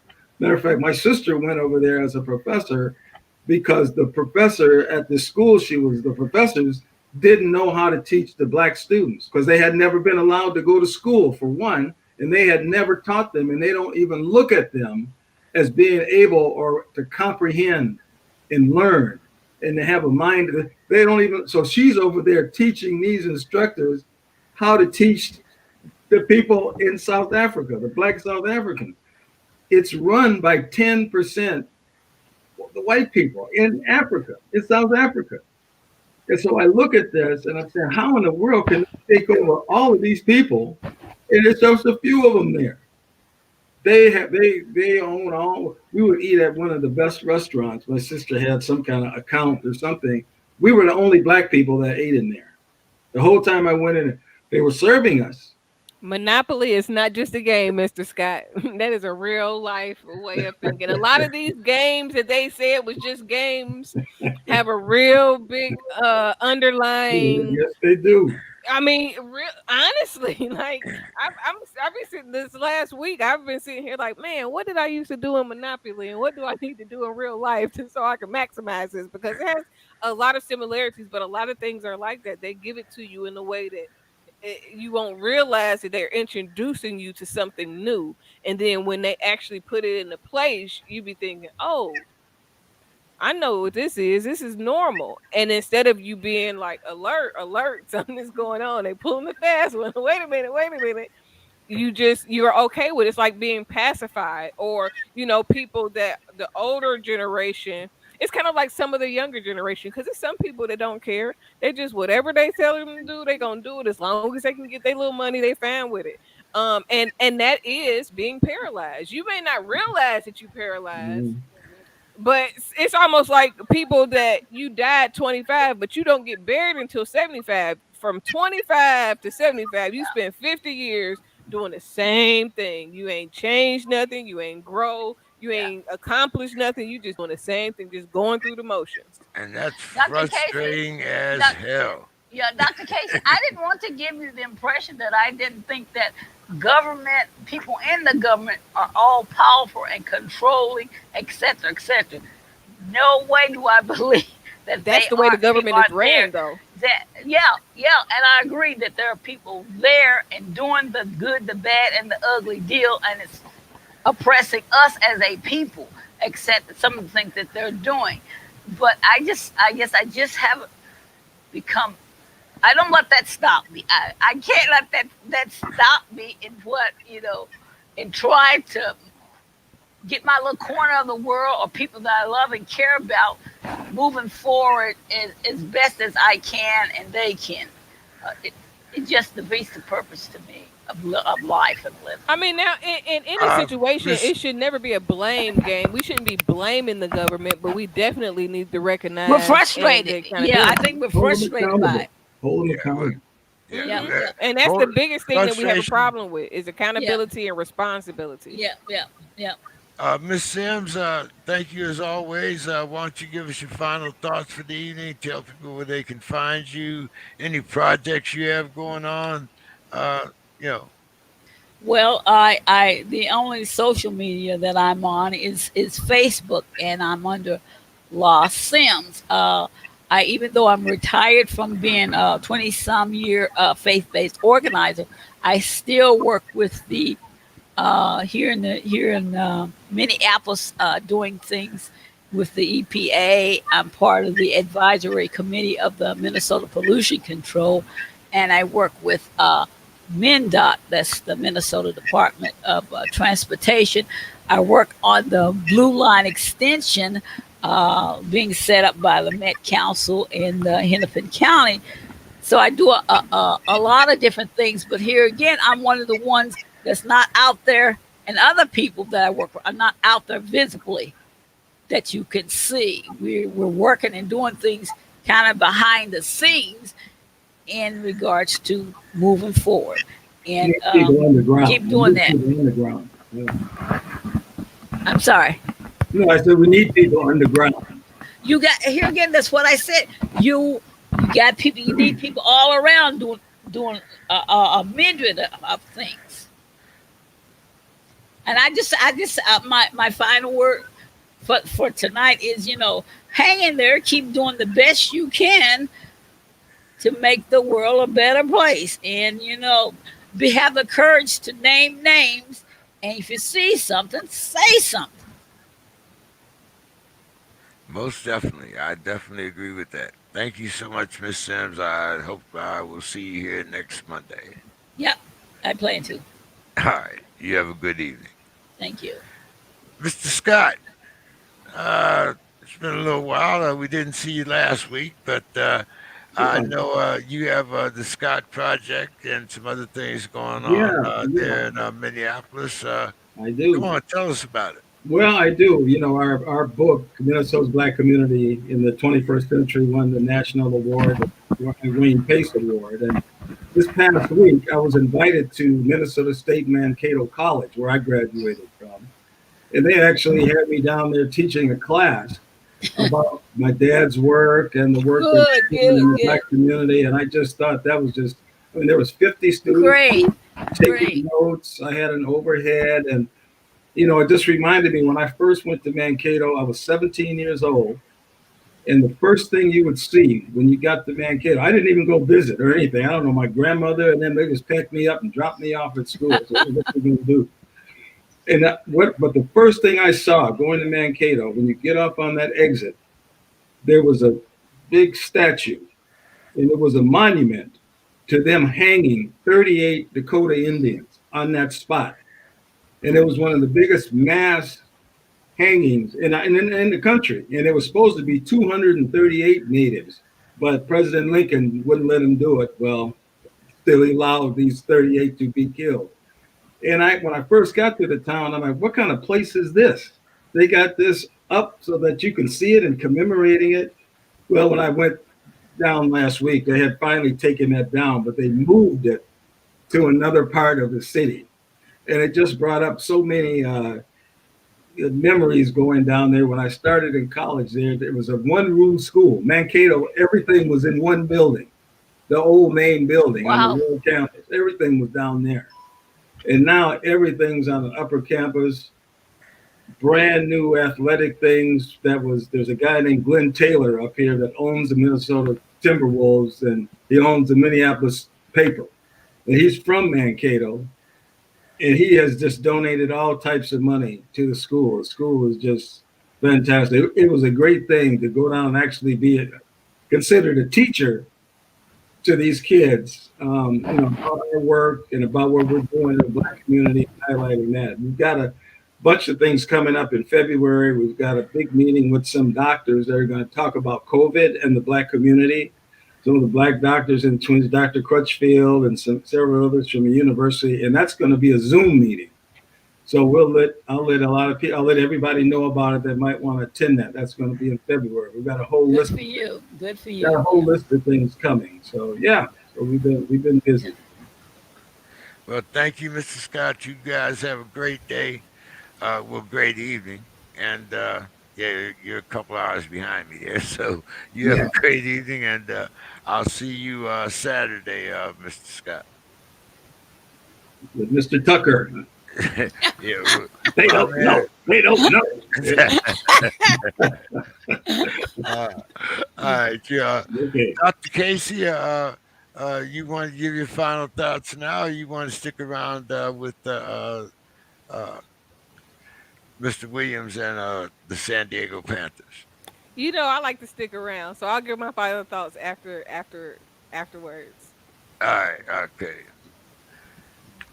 Brother Good Williams, night. good night, Miss See you next week. Sims. See you Good next night. week. All right. Yeah, see you Good next night. week, Mr. Scott. All right. Mr. Williams, Yes, sir. Follow people. how are you this evening? I'm doing good. Enjoying the circus. Got my popcorn. Well, we started out talking about the two trials, and one, of course, of Mr. Excuse me, Ahmaud Abrey, the jogger, who was killed, even though the owner insists that he never took anything, and he never actually authorized these people to look after his property. But you know, uh, yet and still, we have phone calls tracking him through the neighborhood. We have people tracking him down in their trucks. Kind of like you herd an animal, into a blind.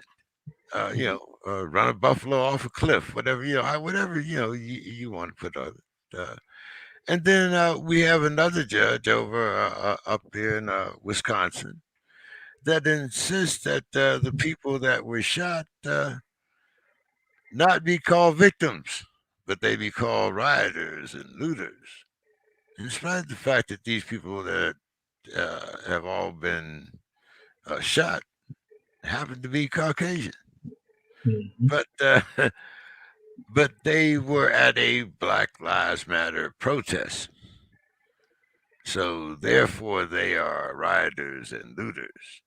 So you want to comment on that, and then we can get off on anything else that you might want to talk about this, as we always do. So go ahead. All right, I'll comment first on that because one thing we have to recognize about the whole Black Lives Matter protesting is that it was in essence taken over by the Europeans. Anyway, I mean, here in San Diego is a prime example.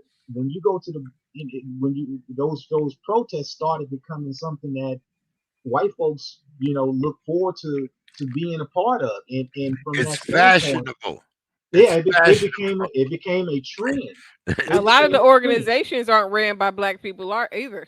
Right. And so just because it's called Black Lives Matter, that basically basically became a rallying cry to get out in the streets and be rambunctious.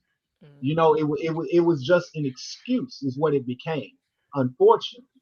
So to me, when you look at, if you try to isolate, or if you try to put it all in one pot and say, well, this is because of a Black Lives Matter protest, you have to step back and see what has happened to the initial projection of why Black Lives Matter protests started and what they morphed into. And to me, when you do that, when you take a step back and look at it, it ain't the same Black Lives Matter anymore at all. Mm-mm. It's And almost so, like they manipulated it. right, right. I would say that, as well as people became, you saw opportunists becoming opportunists and just running wild with it. So to me, the climate itself got real hostile, real vital, and just chaotic. And again, I call it a circus. At the end of the day, what they became was circuses. You And know what, so, Mr. Williams? Can I yeah. say something? It kind Mhm. of frustrates me a little bit with a lot of these new leaders or spokespersons that are coming out to represent us now, because a lot of them seem to be clout chasing. They want to be Mhm. seen getting arrested more than they want to be seen actually making some shit happen in the movement.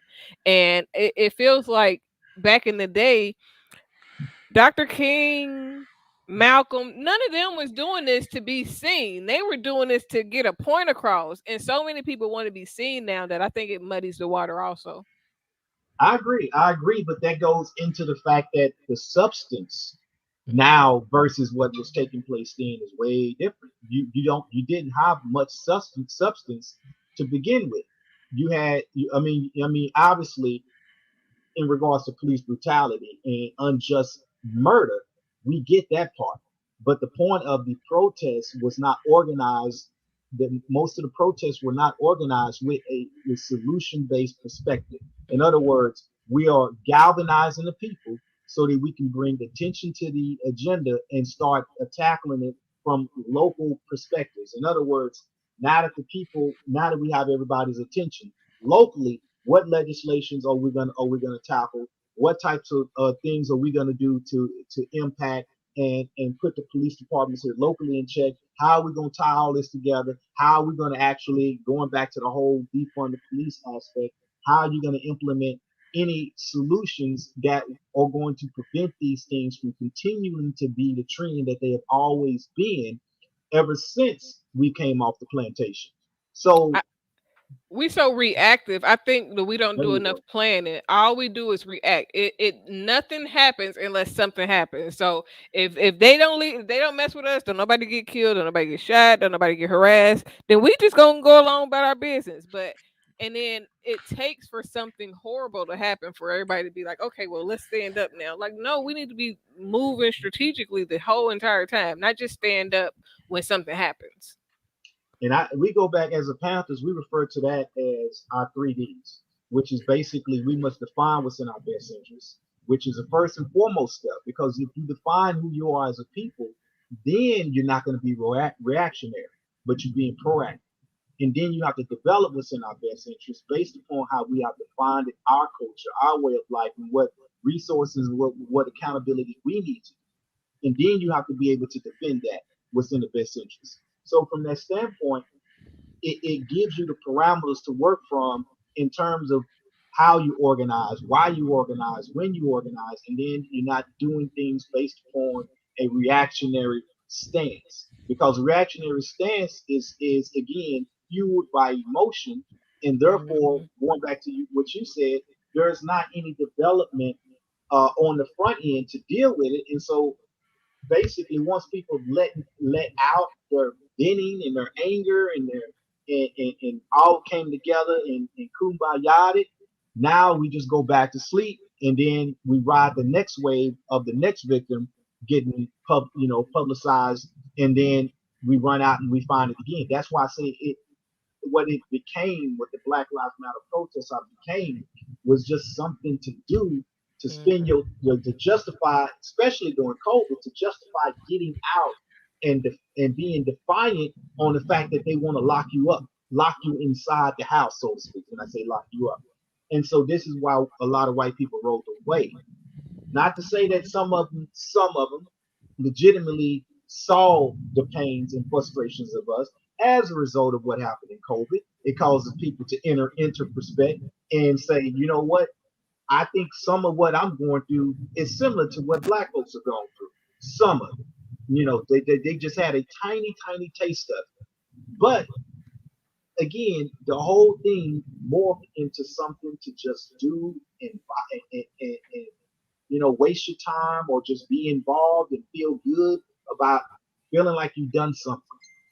And then you have, again, going back to this specific situation, you got people, and I saw this a lot where people justified going across state lines, going to a particular incident, and then it ends up being the ones that are not from the city that make the most noise. You had the same situation going on with Antifa as an organization going out and being disruptive and crossing state lines and causing ruckus and things like that. So for the dude to be basically shielding or using the whole medic, and I come here, I'm across state lines, and I'm gonna go from one state all the way down here as if I'm a Superman, and I'm like the only resource that people can have out on the quote unquote battlefield with an AR-15 as a medic, an AR-15, no real backpack or stuff in sight in terms of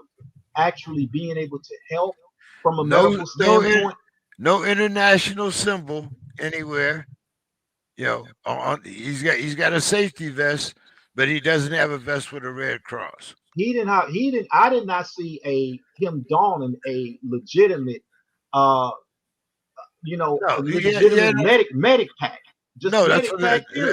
That's what I'm saying. There's nothing on there that says Red Cross, period. He has no symbol of a red cross on his chest or his vest, But also, while we're talking about this particular incident, could you also give us an update on the incident that happened here in San Diego right before Thanksgiving, where the young man, I believe, was run down? Yeah, I have not kept up with any movement on that case. I haven't even heard anything about it. Right. Again, but that kind of goes right back to the people that was involved in the actual organizing of it, as well as, various other lawsuits that was going on with that family in the works that they were doing. That's kind of why I stepped back from it, because when money gets involved and people have multiple things going on, and then money gets slipped to folks, what am I to do from that standpoint? Okay. So it turned into something different. Okay. Go to Facebook and you'll see it turned into some of the people involved and just turned into something different. And so we moved away from it. Okay. All right. Enough said. But again, just even trying to give Kyle. We also refer to the phrase from the other lawyer about the influence of black past. pastors being Yeah. intimidating. I think what that was is that was just shooting from the hip. You ask Mhm. me, that was a hip shot to just throw something out there to see if it stick to the wall. I don't get that You much gotta test the merit. It was, waters, see what his yeah, leeway will be with the judge. yeah. That was, to me, that was just hilarious. Here I am, I'm intimidated by black folks. Talking about white Jesus or whatever Right.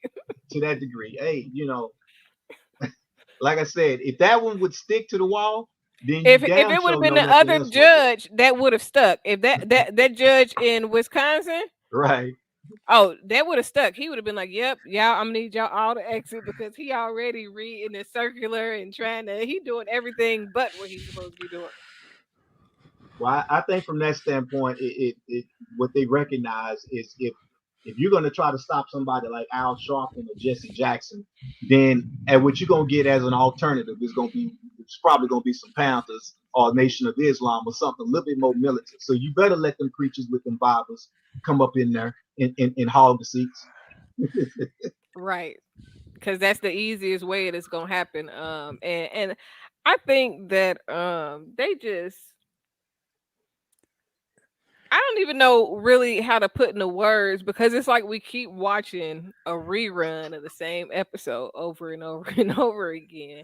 And as long as the same people stay in place, with no organization from us as a people, it'll just keep flying. And as long as people stay pacified by little things that they do, like again, the little days that they give us, they just, just a little bit here and there, just enough to make you be quiet. Well, that kind of goes back to what you said earlier about the fact that the works is reactionary. Mm-hmm. So our people being reactionary in their emotions are what drive. Anytime our emotions are what drive us to action, that's called reaction. Mm-hmm. That's not pro-action or progressive at all. It's just running with your emotions and not your logic, which calls for you to break things down.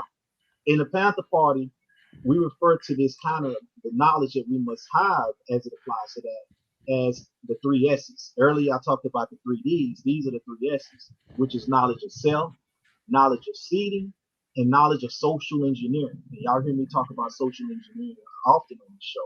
And knowledge of self implies knowing who we are, what we are, where we are, how we are, when we are. And that's important because oftentimes when people think about who we are, that kind of sounds self-explanatory. But when we are is a big difference because, for instance, if we continue to use outdated tactics or we Mm-hmm. continue to use things that historically have shown us to not yield results, then we obviously don't know when we are because we're not paying attention to his history or legacy.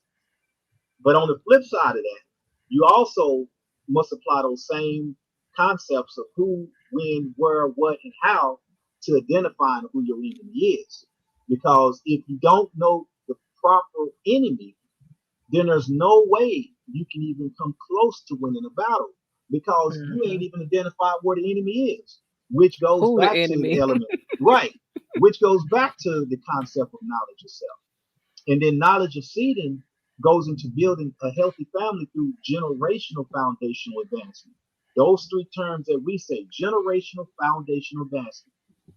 In order to do that, you have to deal with specific targets for our youth as it implies to passing the legacy to them, which is inclusive of lessons we've learned and practical current applications. And that's where oftentimes our older generations, myself, and as a middle generation and our elders, we drop the ball is because we're not keeping up with what's going on from the standpoint of being able to apply what we've learned in the past to the To now. current to now. And so therefore it puts us at a disadvantage and it puts us in a position of being foreign to our own successors. And so therefore we can't properly pass a baton. And not only that, it causes them to buck against us refer to refer to our knowledge as old knowledge and unworthy of latching on to, and they feel like they reinventing the wheel and they doing something that ain't already been done. Right. It's a disconnect, definitely, Yep. and a separation of what you said, knowledge. But then you got to think about the American dream is really not the American dream. That is a conditioned way of thinking of what we should attain to, because everybody's dream is literally different. So it's like Mhm. they created the knowledge of self. They told you who to be, Right. what to be, how to be, and truly, and this is something that I talk about all the time in the spiritual portion of what I do with spiritual human behavior and Speaking Freedom TV. And a lot of it is when you know yourself just as an individual, you make different decisions because you start tapping into, okay, why am I here? What am I doing with myself? And what do I feel drawn to do? And when you start tapping into that, you start tapping into purpose. And once you start Right. tapping into who you are and your purpose, you could never go back to just doing just whatever to go along to get along. Right. But as long as you are blinded by what they give you, what they show you, what they tell you, and from the education to, I mean, from the elementary education, school education, in grade school to college, and even in business, everything is structured to keep you along a certain way of thinking. Especially that's what religion really does. And that's why the 501c3s matter and all of that, because if they can line your pockets to keep people pacified, then you are working on their side and you just don't even know it yet. Fantastic. I couldn't put it any better. That, again, goes right into why we said within our first 3Ds, define who you are. Because as long as you're not defining who you are, that means what? Your enemy is defining you. And now we're talking about us continually operating from what's referred to as a domesticated mentality and mindset, basically being a slave. You don't have to put the physical shackles on us, but when we get buck wild and when we don't know anything, then yeah, you're going to throw us right back into the criminal injustice system. And for those that continue to work outside of that, then you just throw that soft carrot in front of us and watch us run over each other for the crumbs. A lot of Yeah, people think that slavery ended, and I totally disagree. They right. changed it from the slave force to the workforce, It's the and they same. gave you, instead of giving you pennies on the dollar on the hour, now they give you a couple of dollars. But if you inflate everything, and about time you didn't gave me an increase in pay or whatever the case may be, you still not put me in a position to win. And as long as my mind is thinking I gotta work to eat, I gotta do all of these things in a world. They reinvented cotton. That's what they did. Hey, listen, they rebranded it. Yeah, They rebranded it.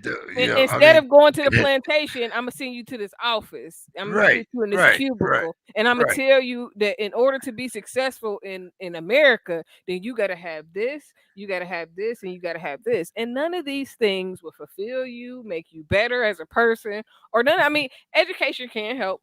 College can help in the sense of it teaches you how to manipulate their system. But if you are not thinking along the lines, is this teaching me how to operate in their system, realizing that they didn't make the system for us, then you will get blinded thinking that you're really a part of that system. And a right. lot of us, we're not really a part of the system. We're just functioning in the system that they've been created. It's called coping. We're coping Mm-hmm. instead of actually developing solutions. We're simply coping. And that's what addicts do. Addicts cope Mm-hmm. with their situation, and I Doc- call it basically being on a human hamster wheel. That's all Mm-hmm. it is. It's a hamster It's a wheel. rat race. That rat yeah. race Yep. movie is a real live thing because that's exactly how it happens.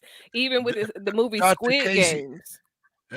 Dr. Casey, you should be able to tell us about a lot of the coping mechanisms that they put for us to use, or they I mean, present for us. what coping mechanism is there not? I mean, from the money, the entertainment. When you think about um churches on every corner, you got churches on every corner, liquor In stores liquor in every stores. corner, and drugs in the community. You don't have to do much if you can keep people intoxicated and keep people in church Christian denial. You know, I call it Christian denial because the people think that the minute you become a Christian, you slap Jesus on there and everything is just magically like Everything is perfect now. Nothing wrong exists. It's like one of those movies like Stepford Wives or something like that, where it's like you wave a magic wand and they just whatever you say.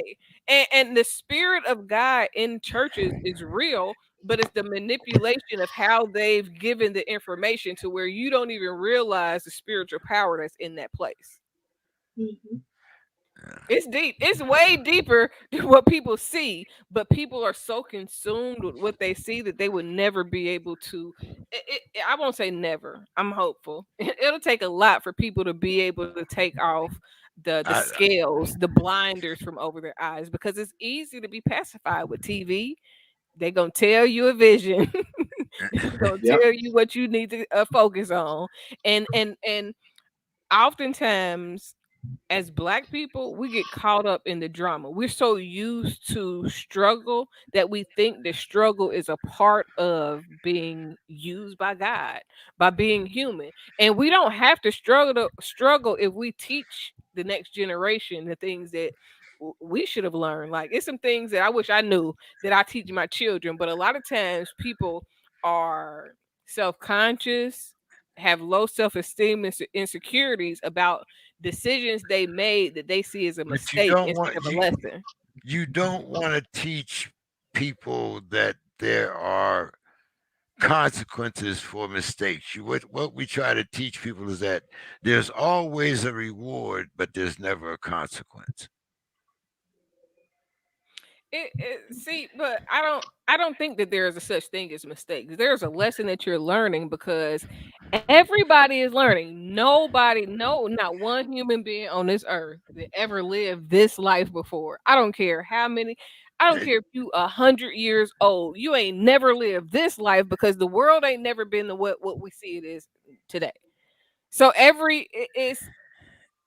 it's a lot of distractions really, like it's no way around that part because you if you keep people again distracted, it's almost like having a hypnotist.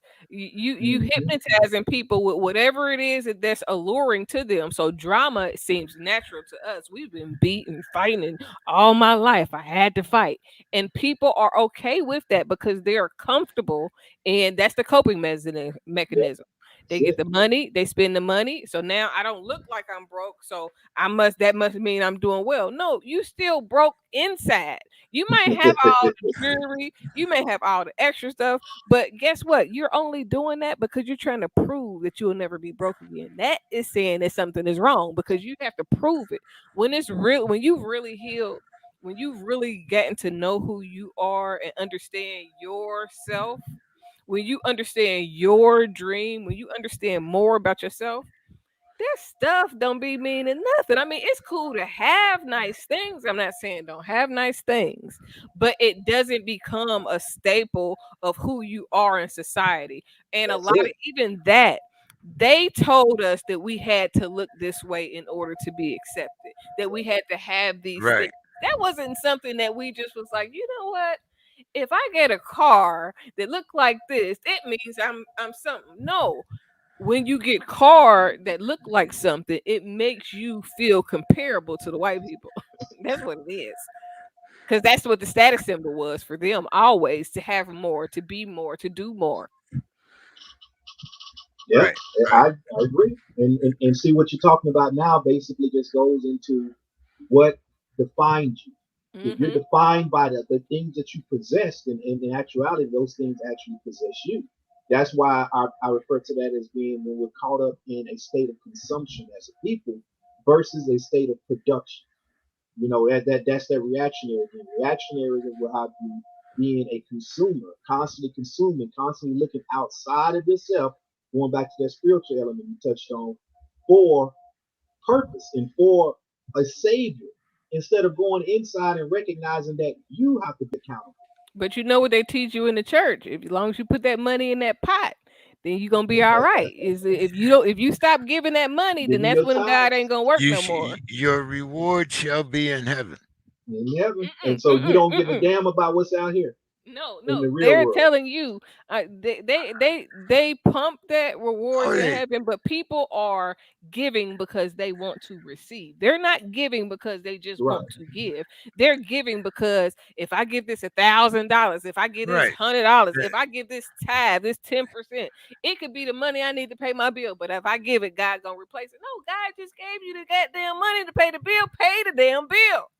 It's And called I, it's I it's I called speak like this because I've been there. I remember when I got one of my first $20,000 checks from the government after getting out the military, and I'm giving away, giving. Well, God gave me the money to pay off my car. You know what happened to my car? It got repossessed because I was giving to the damn church. I call it religious lottery. And the reason why I And call it it a really is. religious lottery is because there's always somebody that's gonna give you a testimony of how they were blessed when they blessed Uh, the And church. shit had nothing I, to do with the other. I'm a preacher's kid, so my view of the church is definitely on the black side. So Probably the we're most going. real view that we're going to get. I mean, I saw my father, with two sisters. I saw, what goes on Sunday with the collection plate when somebody, well, hey, I need a little gas money, or can't get to work this week, so forth and so on. So, That is and it's a and business before it's a yes, spiritual thing. of course it is, and when they say, well, anyway, like I said, I don't want to get off into that anyway. But anyway, let's kind of stick with the legal thing here because I kind of feel like when you talk about prison, the pipeline to prison, but I feel like we might not have the actual institution around us. It might not be called Attica or some other name, but I think we're still locked up because mentally we haven't freed ourselves of those chains. Mr. James, as much as you want to get away from it being related to the church, it is directly damn related because Oh, it hey, keeps you in the fog. I, bel- I'm telling you, I believe you. To me, all church, there is no spirituality in church. To me, there's a religion, but there's no spirituality, and I make a big difference between the two because I am a spiritual person, Hmm. but I am in no way religious. Period. So many people think that one is contingent upon the other, and I mean, like as a person that is totally like I was Christian for 6 years, and then but when I You woke up, you you a, I you a woke veteran. up. You're a veteran. If you've been in combat, there was a time when you was behind a tree or something, or some shit went down when, like, you didn't care whether he was black, red, white. God, get me through this one. Just get me through this one, and I'll never do that again. And damn it, as soon as you get through that one, you go and do the same damn thing. It, And it's once it's and once again, you expect to get rewarded. It, No, but it's the same. But it's the thing is that you remember earlier, in the earlier hour, I was talking about how it's the same system, the same narrative of the same system keep playing out in different ways. It's like when they say you might date somebody new, but you're gonna get the same person if you don't make some changes. It's just a different face on the same person. It's the same right personality because your values have not changed. Yeah. that's what goes on in America, and we don't see it. And we got, again, you got the church to help rockabye us to sleep, and then you got all the other, it's like several small working parts that make the big thing work. And as long as we are lacking knowledge on who we are as far as being indigenous to the land, a lot of the mindset that all black people are come from Africa and were slaves from African ships, that's a narrative that is good for what they have set up. You know why? Because if you don't realize that it was some people that look like you that was the original Americans, then you will never realize that you have inheritance of the land. And as long as people don't know that they possess inheritance of this land, then the corporation that we think is the country will continue to be an unstoppable corporation because it's an Well, LLC. Like the city, all of these cities are LLCs. These are small businesses that are running as corporations, and I don't want to say impersonating like government because they have created a government just like a business. You got the CEO, then you got the board members, and then they're not the actual business. Those are just the people that are the face of the company. That's it, really. Uh, well, uh, but what you got from that though is you got the masses of the people basically dealing with the stock aspect, which is the perception of what the business is. See, Hmm. that's where we put our value. We put our value in the perception, and so therefore everything we do is based upon an illusion. Hmm. So I mean, we basically welcome to the minstrel show. It ain't changed. And the It's the same spirituality tap part dance. is what's used really because like literally when I tell you that the spirit of God, like when you see people falling out, that don't always be for show. Sometimes that's really the spirit Yeah, of God moving in a place. And when if right. you get the right person up there manipulating the message, then what is the spirit being used for? You got these Yeah, spirits, yeah, the yeah. spirit of God, the whole spirit of God is being used to manipulate people. And if you get people in position that can manipulate a spirit that has multiplied and is swollen up, and you get people praising God, the same way people be talking about these seances and all this satanic Hmm. stuff, is no different than people going in there and worshiping God and doing all the running around. And Yep. Speaking in tongues is the same. It's the same concept. no different. Yeah, I Guess grew up what? in a holiness church, and I saw that. I saw old folks coming in on canes, and next thing you know, they jumping and moving around like they 20, and that and, used to and, scare and the hell I out of me when I was believe a kid. that the only reason I believe speaking in tongues is because when I was in Iraq and I went to church and I was trying to say thank you God, I could not get thank you God to come out my mouth, and I thought that something was wrong with me because I was sitting here like what in the world. So but I also believe that that is something that's deeper spiritually than what we Right. can bring knowledge to, because if the spirit of God, if black people was the first people on earth and they kidnapped all of the Bible from Egypt and all these ancient times, then it's a lot more manipulation going on than what people will realize as far as the spirit of God and what it all really means. They are using real African spirituality in a manipulative way because they've given you the story and how they want you to believe it. And the only thing that makes it real is your power. The power of belief is what puts everything into place. right, the power of belief. There you go. There you go. That's kind of like hope as a weapon. But go ahead, Brother Williams. I thought you had something to say there. I'm sorry. I'm sorry, my signal was dropping out.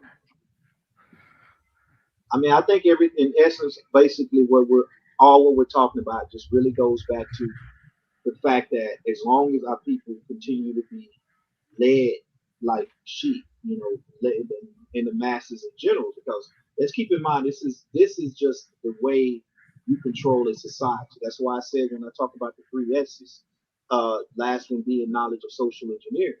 So from that standpoint, when you don't know governance and you don't recognize social engineering and see it for what it is, and see how the masses and a people, a peopling of a people, period, is goes into control, then you won't have self knowledge, you won't have self design, you won't have a purpose, and that purpose will be defined from birth, which even goes back to what you was talking about the cradle to prison pipeline. That's basically them defining our purpose. And so, as long as our purpose is defined by others, and we fail to recognize that because we're not able to identify who the enemy is, basically we prop up our element of slavery. We prop up and we give away our power. It's another trifactor that the camp talk about knowing the difference between choices, options, and decisions. Most of us don't don't recognize what choice is because we We're not liberated. So we've given away our choice. We don't know what freedom is, so we've given that away. And what we have at that point are just left with the options that others have made for us, which is why we're okay with the idea of the lesser of two evils. With every decision that we make, most of us make it off of the idea of, well, this poison will take me out a little bit less than this one, or take a little bit longer than this one. That So lesser that of two slow poison, evils. yeah, that's we are right with slow poison, and that slow poison also plays into us physically, mentally, and spiritually. So by the time we become adults, our learning capacity and our ability to critically think and analyze the world before us is messed up. That muscle, that brain, that cranium that we got between, encased in that skull matter is just really messed up and dysfunctional. And so now that those neurons are connected that way, we fabricate a life, we fabricate a society, we fabricate a being, and then the best you can get out of us is is at that point survival versus living, like I used to say in the past, Brother James, and that's that coping aspect again. And so we learn to make the best of survival. We learn to make the best of being a damn cockroach, and we pass that on to our children, how to be a good cockroach, Right. and that And becomes our legacy. that survival mode is something else. Right, right. And it took me almost 50 years to get out of that survival mode. And it was because I never recognized that particular aspect of it. I always thought it was my what should I put it? It was always my uh goal to do better, but better in whose eyes? Right. Society, or within my community, which I found out were very much two different things. Actually, three different things, because I also had a criminal society that was a part of me also. So it was three different things. Well, I think that hopefully, the one thing that really hinders us as a collective is that we think that we are at war with each other. And I don't know how we got to this point and think, I mean, I know about the Willie Lynch letter and all of that, but to the extent to where we are now, I don't understand how we get the point of hating each. Well, if we hate ourselves, then we won't be able to love nobody love else, anyone because else. we'll see all of us in other people and we'll hate that in them, especially if they're able to allow it to come out. So I mean, I get it. It doesn't make sense to me how we hate each other and won't help each other more. Well, that goes into what I refer to in another trifactor, the essence of the individual, the family, and the community, and how we raise our children to be individuals. Remember, that's the root of the essence and the way capitalism is practiced.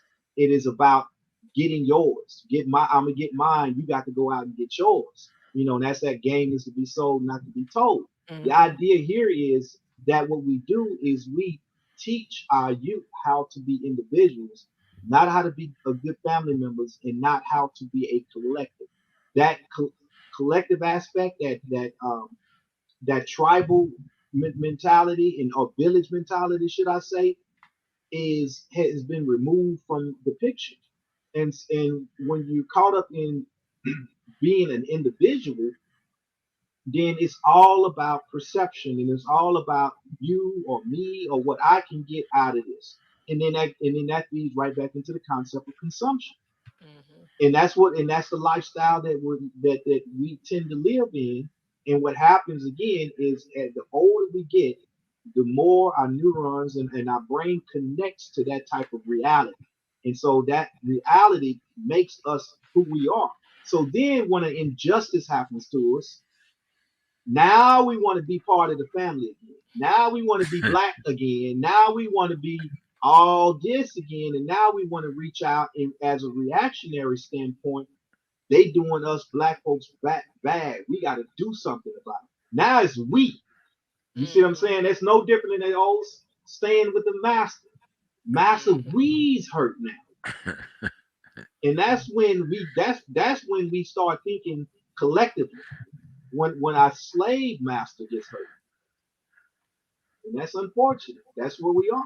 So hopefully our listening audience is recognizing the distinctions that we're throwing out there and are willing, ready, and capable of coming out of that.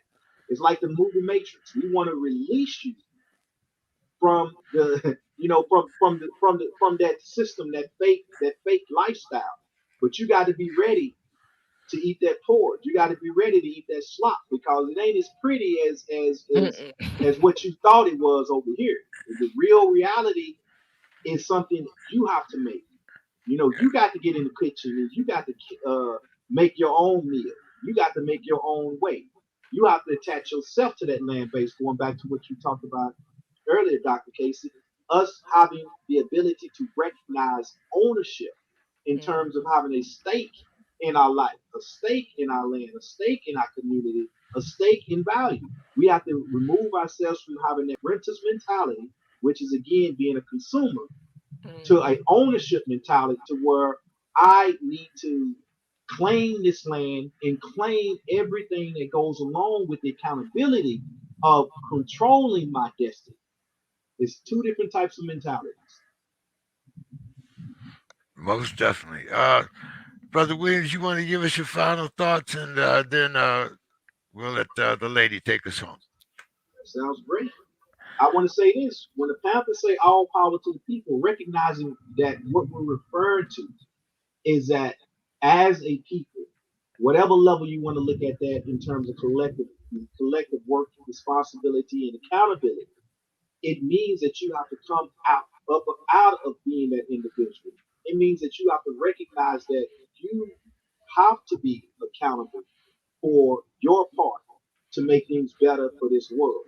What we have to recognize as Black folks and as Americans or and as Africans is that as long as we continue to allow the world to go in the way it is going, as long as we continue to sit up and watch that surface, we are dooming ourselves for self destruction as a human race. We are destroying the planet. The planet is going to naturally, through natural law, rid itself of the virus of humanity if the virus continues to grow. So if we want a future for our youth, then we have to recognize what generational advancement means, and we have to recognize that we have no choice but to do our part into bringing our people together, and that's what we need by our power to the people. Thank you very much, Brother Williams. See you next Monday. You have a great week and a great weekend. Yes, sir. Dr. Casey, you have the final So words tonight. my final thoughts tonight would be pay attention. We need to really pay attention to everything that we're seeing and mentally dually note every single thing because these are the things that will take us and teach us how to move forward. If we're not paying attention to how the judge is acting, then we won't be ready, willing, or able to put somebody in a judge seat. But if we're paying attention to how the law works, then we can learn how to maneuver around the law and learning the loopholes or the things that they think that we won't know in order to you can't really defeat a system that was already set up to defeat you. It was made to be um the king can do no wrong. That's what the sovereignty is. With the immunity of all sorts when it comes to the government, is the king can do no wrong. So as long as we are blind to the fact that that's the narrative, then we'll continue to be blind to what we need to do to move forward. But if we begin to recognize and pay attention to what we are seeing now, compare it to what we've seen in the past, and then strategize how to productively move forward before we need to make a reaction. What are we doing to set up the generation 50 years from now? And consumption is a problem. because we need the trees. We putting up condos and houses. This is all so many vacancies. Why are we building more stuff when there's vacant stuff available? But until we really tune in and stop listening to everything that they tell us they want us to believe, then we'll be at a disadvantage. So pay attention, do the things that are necessary to really see the change. We can keep doing the same thing, but we're going to keep getting the same results. And that's the definition of insanity. Hey, thank you. Thank all our guests. Thank Mr. Williams. And, the purpose of this show is to make you think, maybe bring a new perspective. So hope you'll tune in every Monday to the political consciousness of West Coast Steeler fan. Have a great night. See you next week.